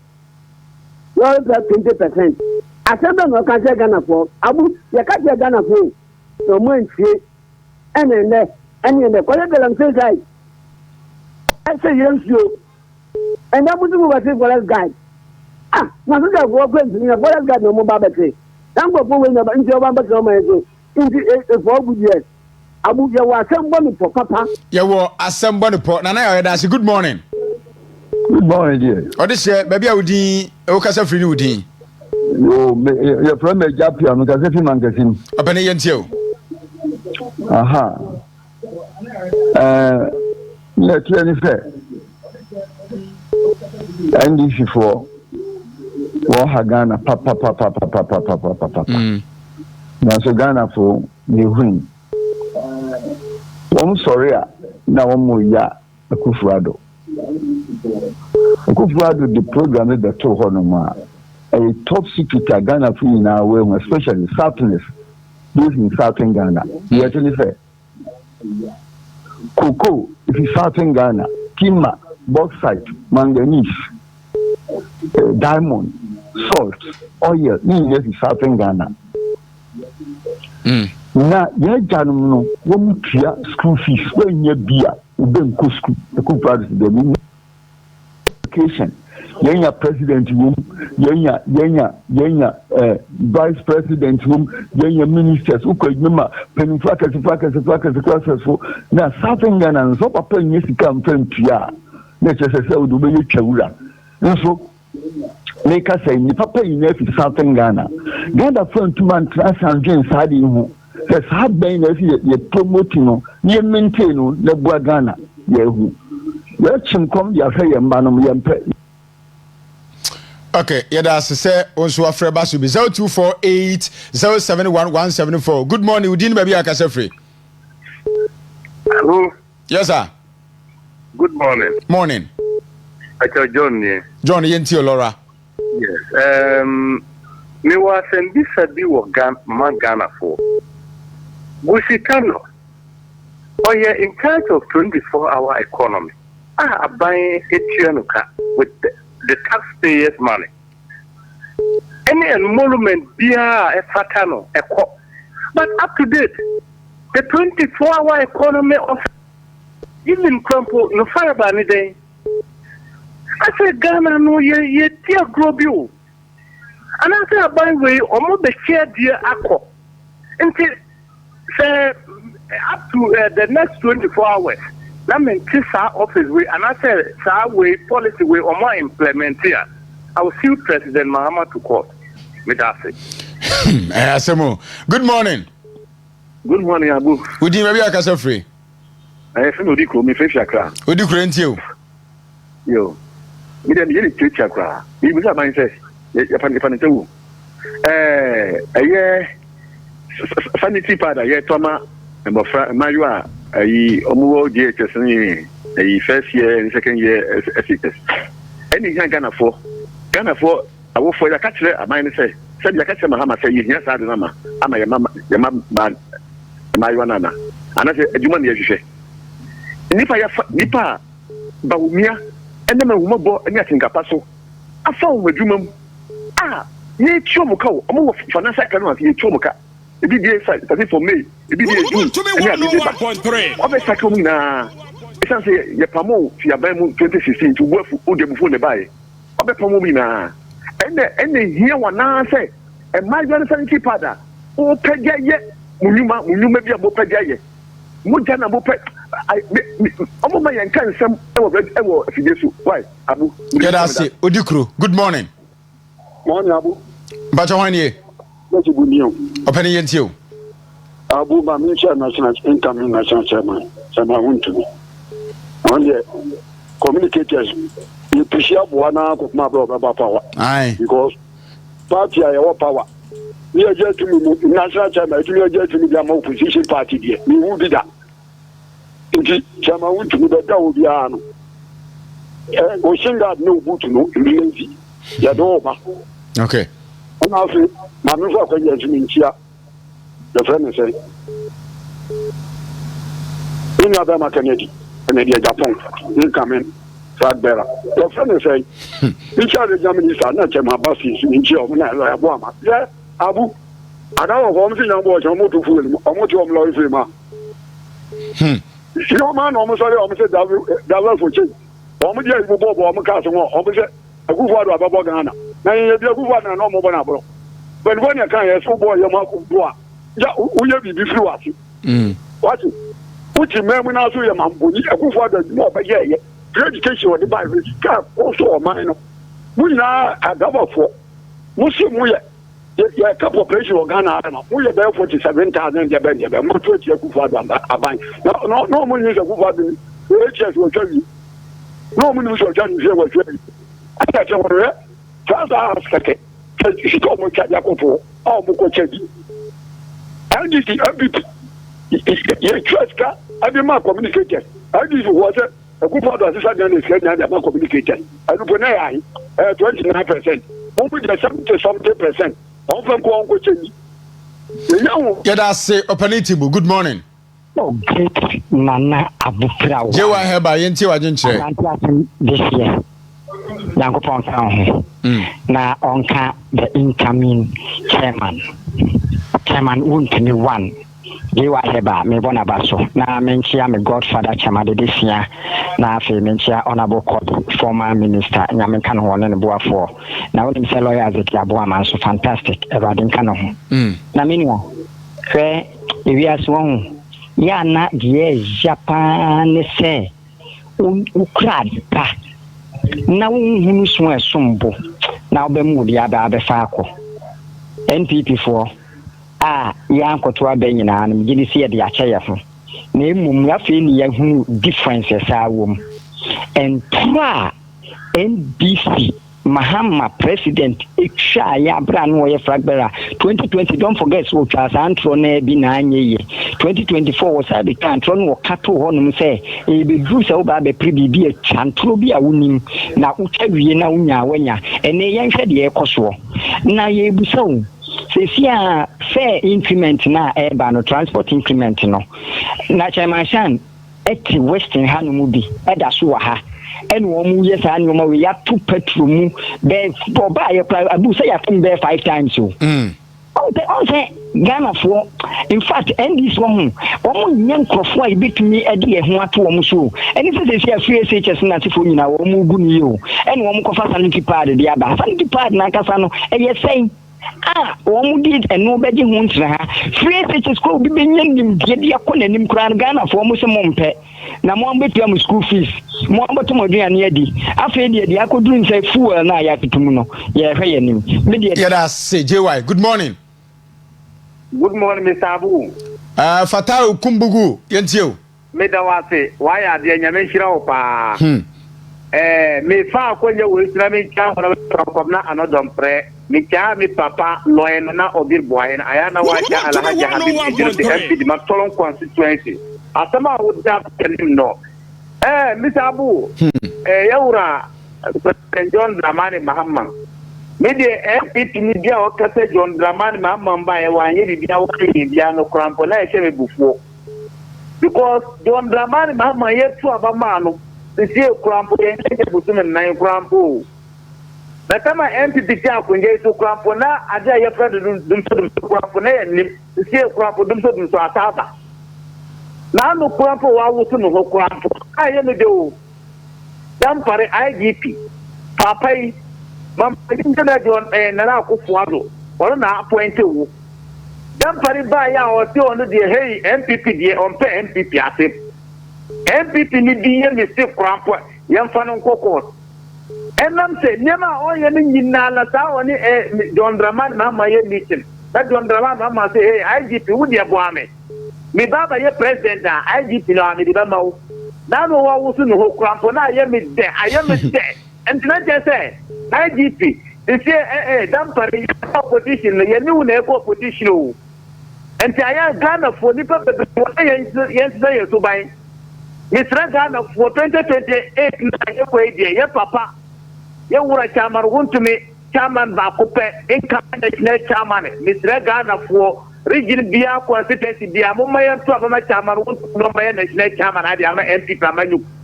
Yera say Fatau good morning. Good morning Abu. Bacha hwanie. Oh Abu na cardinal ni question team. Cardinal yintio.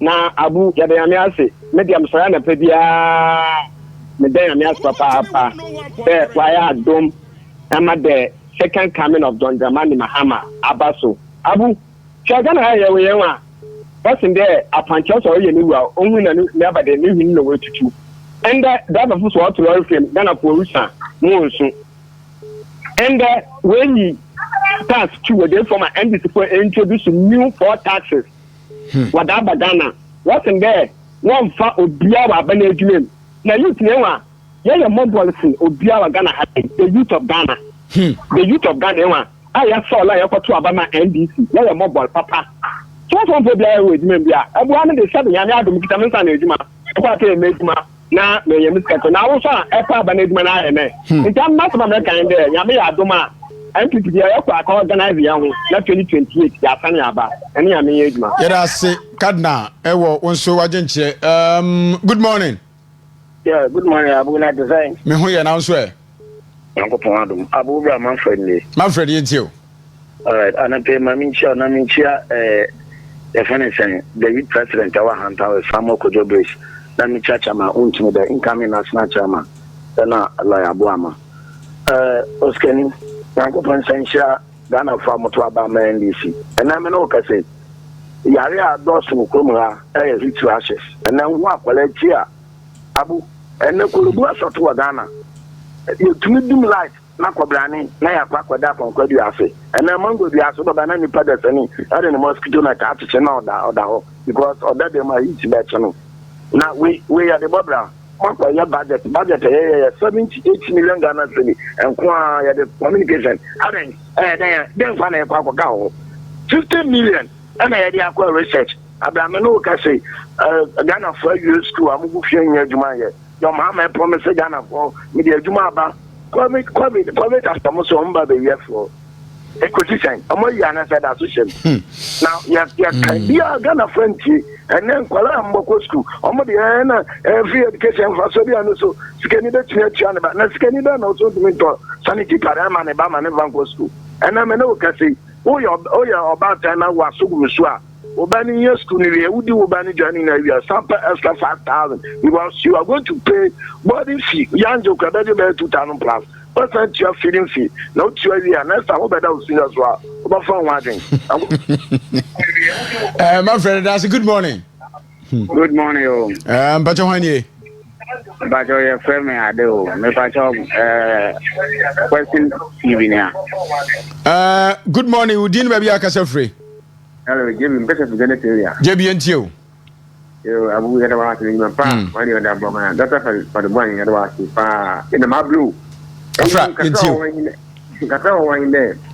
MPP, yes, a woman soup. Let's say a boom. Na any madam. The impact I Tamamutin Pambla.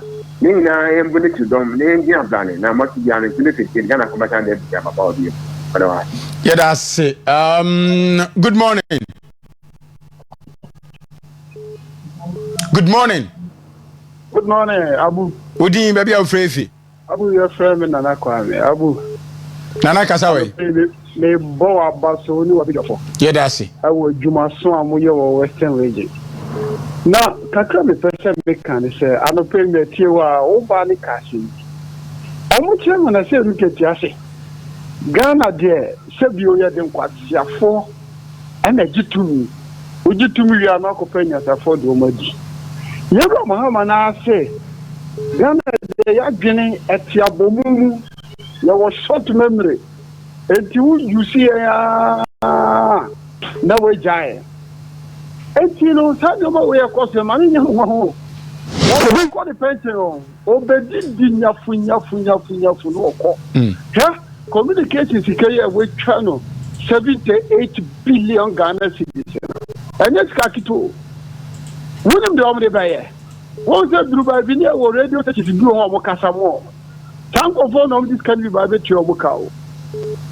I know the Kata, sir. What the 10 billion FSO? No project a free crime and Kuma breast basin another breast or Akahunian. Yeah, Baba, yes, I project in and the budget, oh, yeah. Agenda 111 hospitals in Hiano, ever Hifa. And yes, she can actually wage for the office of the presidency 2.7 billion. Obia or say a lane government. That's only the Naman Yopono, Namayan or Babette Kubabi, 2.7 billion. And over the Dini. Now, I'm one year, see a song, Kakayan, may a 390 something million Ghana. 80 and yes, sir. Anyway, AC. About I'm here who buy a toy and Sakane. Okay, Nana, yeah, that's some 20 me for you. Doctor Abu Yako. Yo Abu.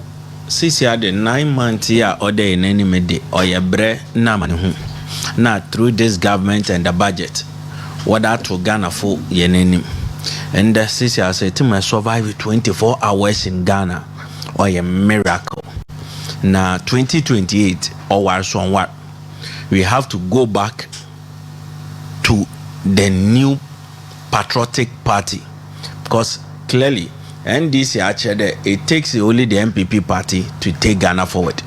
Intano pay so yɛmfa nkyɛkɛ so ma obi biala ɔhwɛ hen sometimes na ehu baby also hu yɛn na no kyɛdɛ. In fact, this TV station and radio station is going very very far. Yɛmfa nkyɛkɛ semfa ma hu yɛn abu Mr. Bedasi I was here to be here from Berma Bana na Konadu Abu Prah me na Dr. Frederick Boahenase me na production set na se pa sikani from Pomanson abna se wa amaniampon afi badges and afi the dynamics ame sharpa which remember thank you very much nyame yadomu a ene Monday ye beto aso na ebofo a shia osikani from Pomanson na ye omampuntu no onfanto aso emfa emamo radio no enwum ne ade ababubu ababo drive time so na fi programs aka beto aso but so hu siye tutu anamo siye pa na ankwanoma ye de betim bia kisia da ben good morning.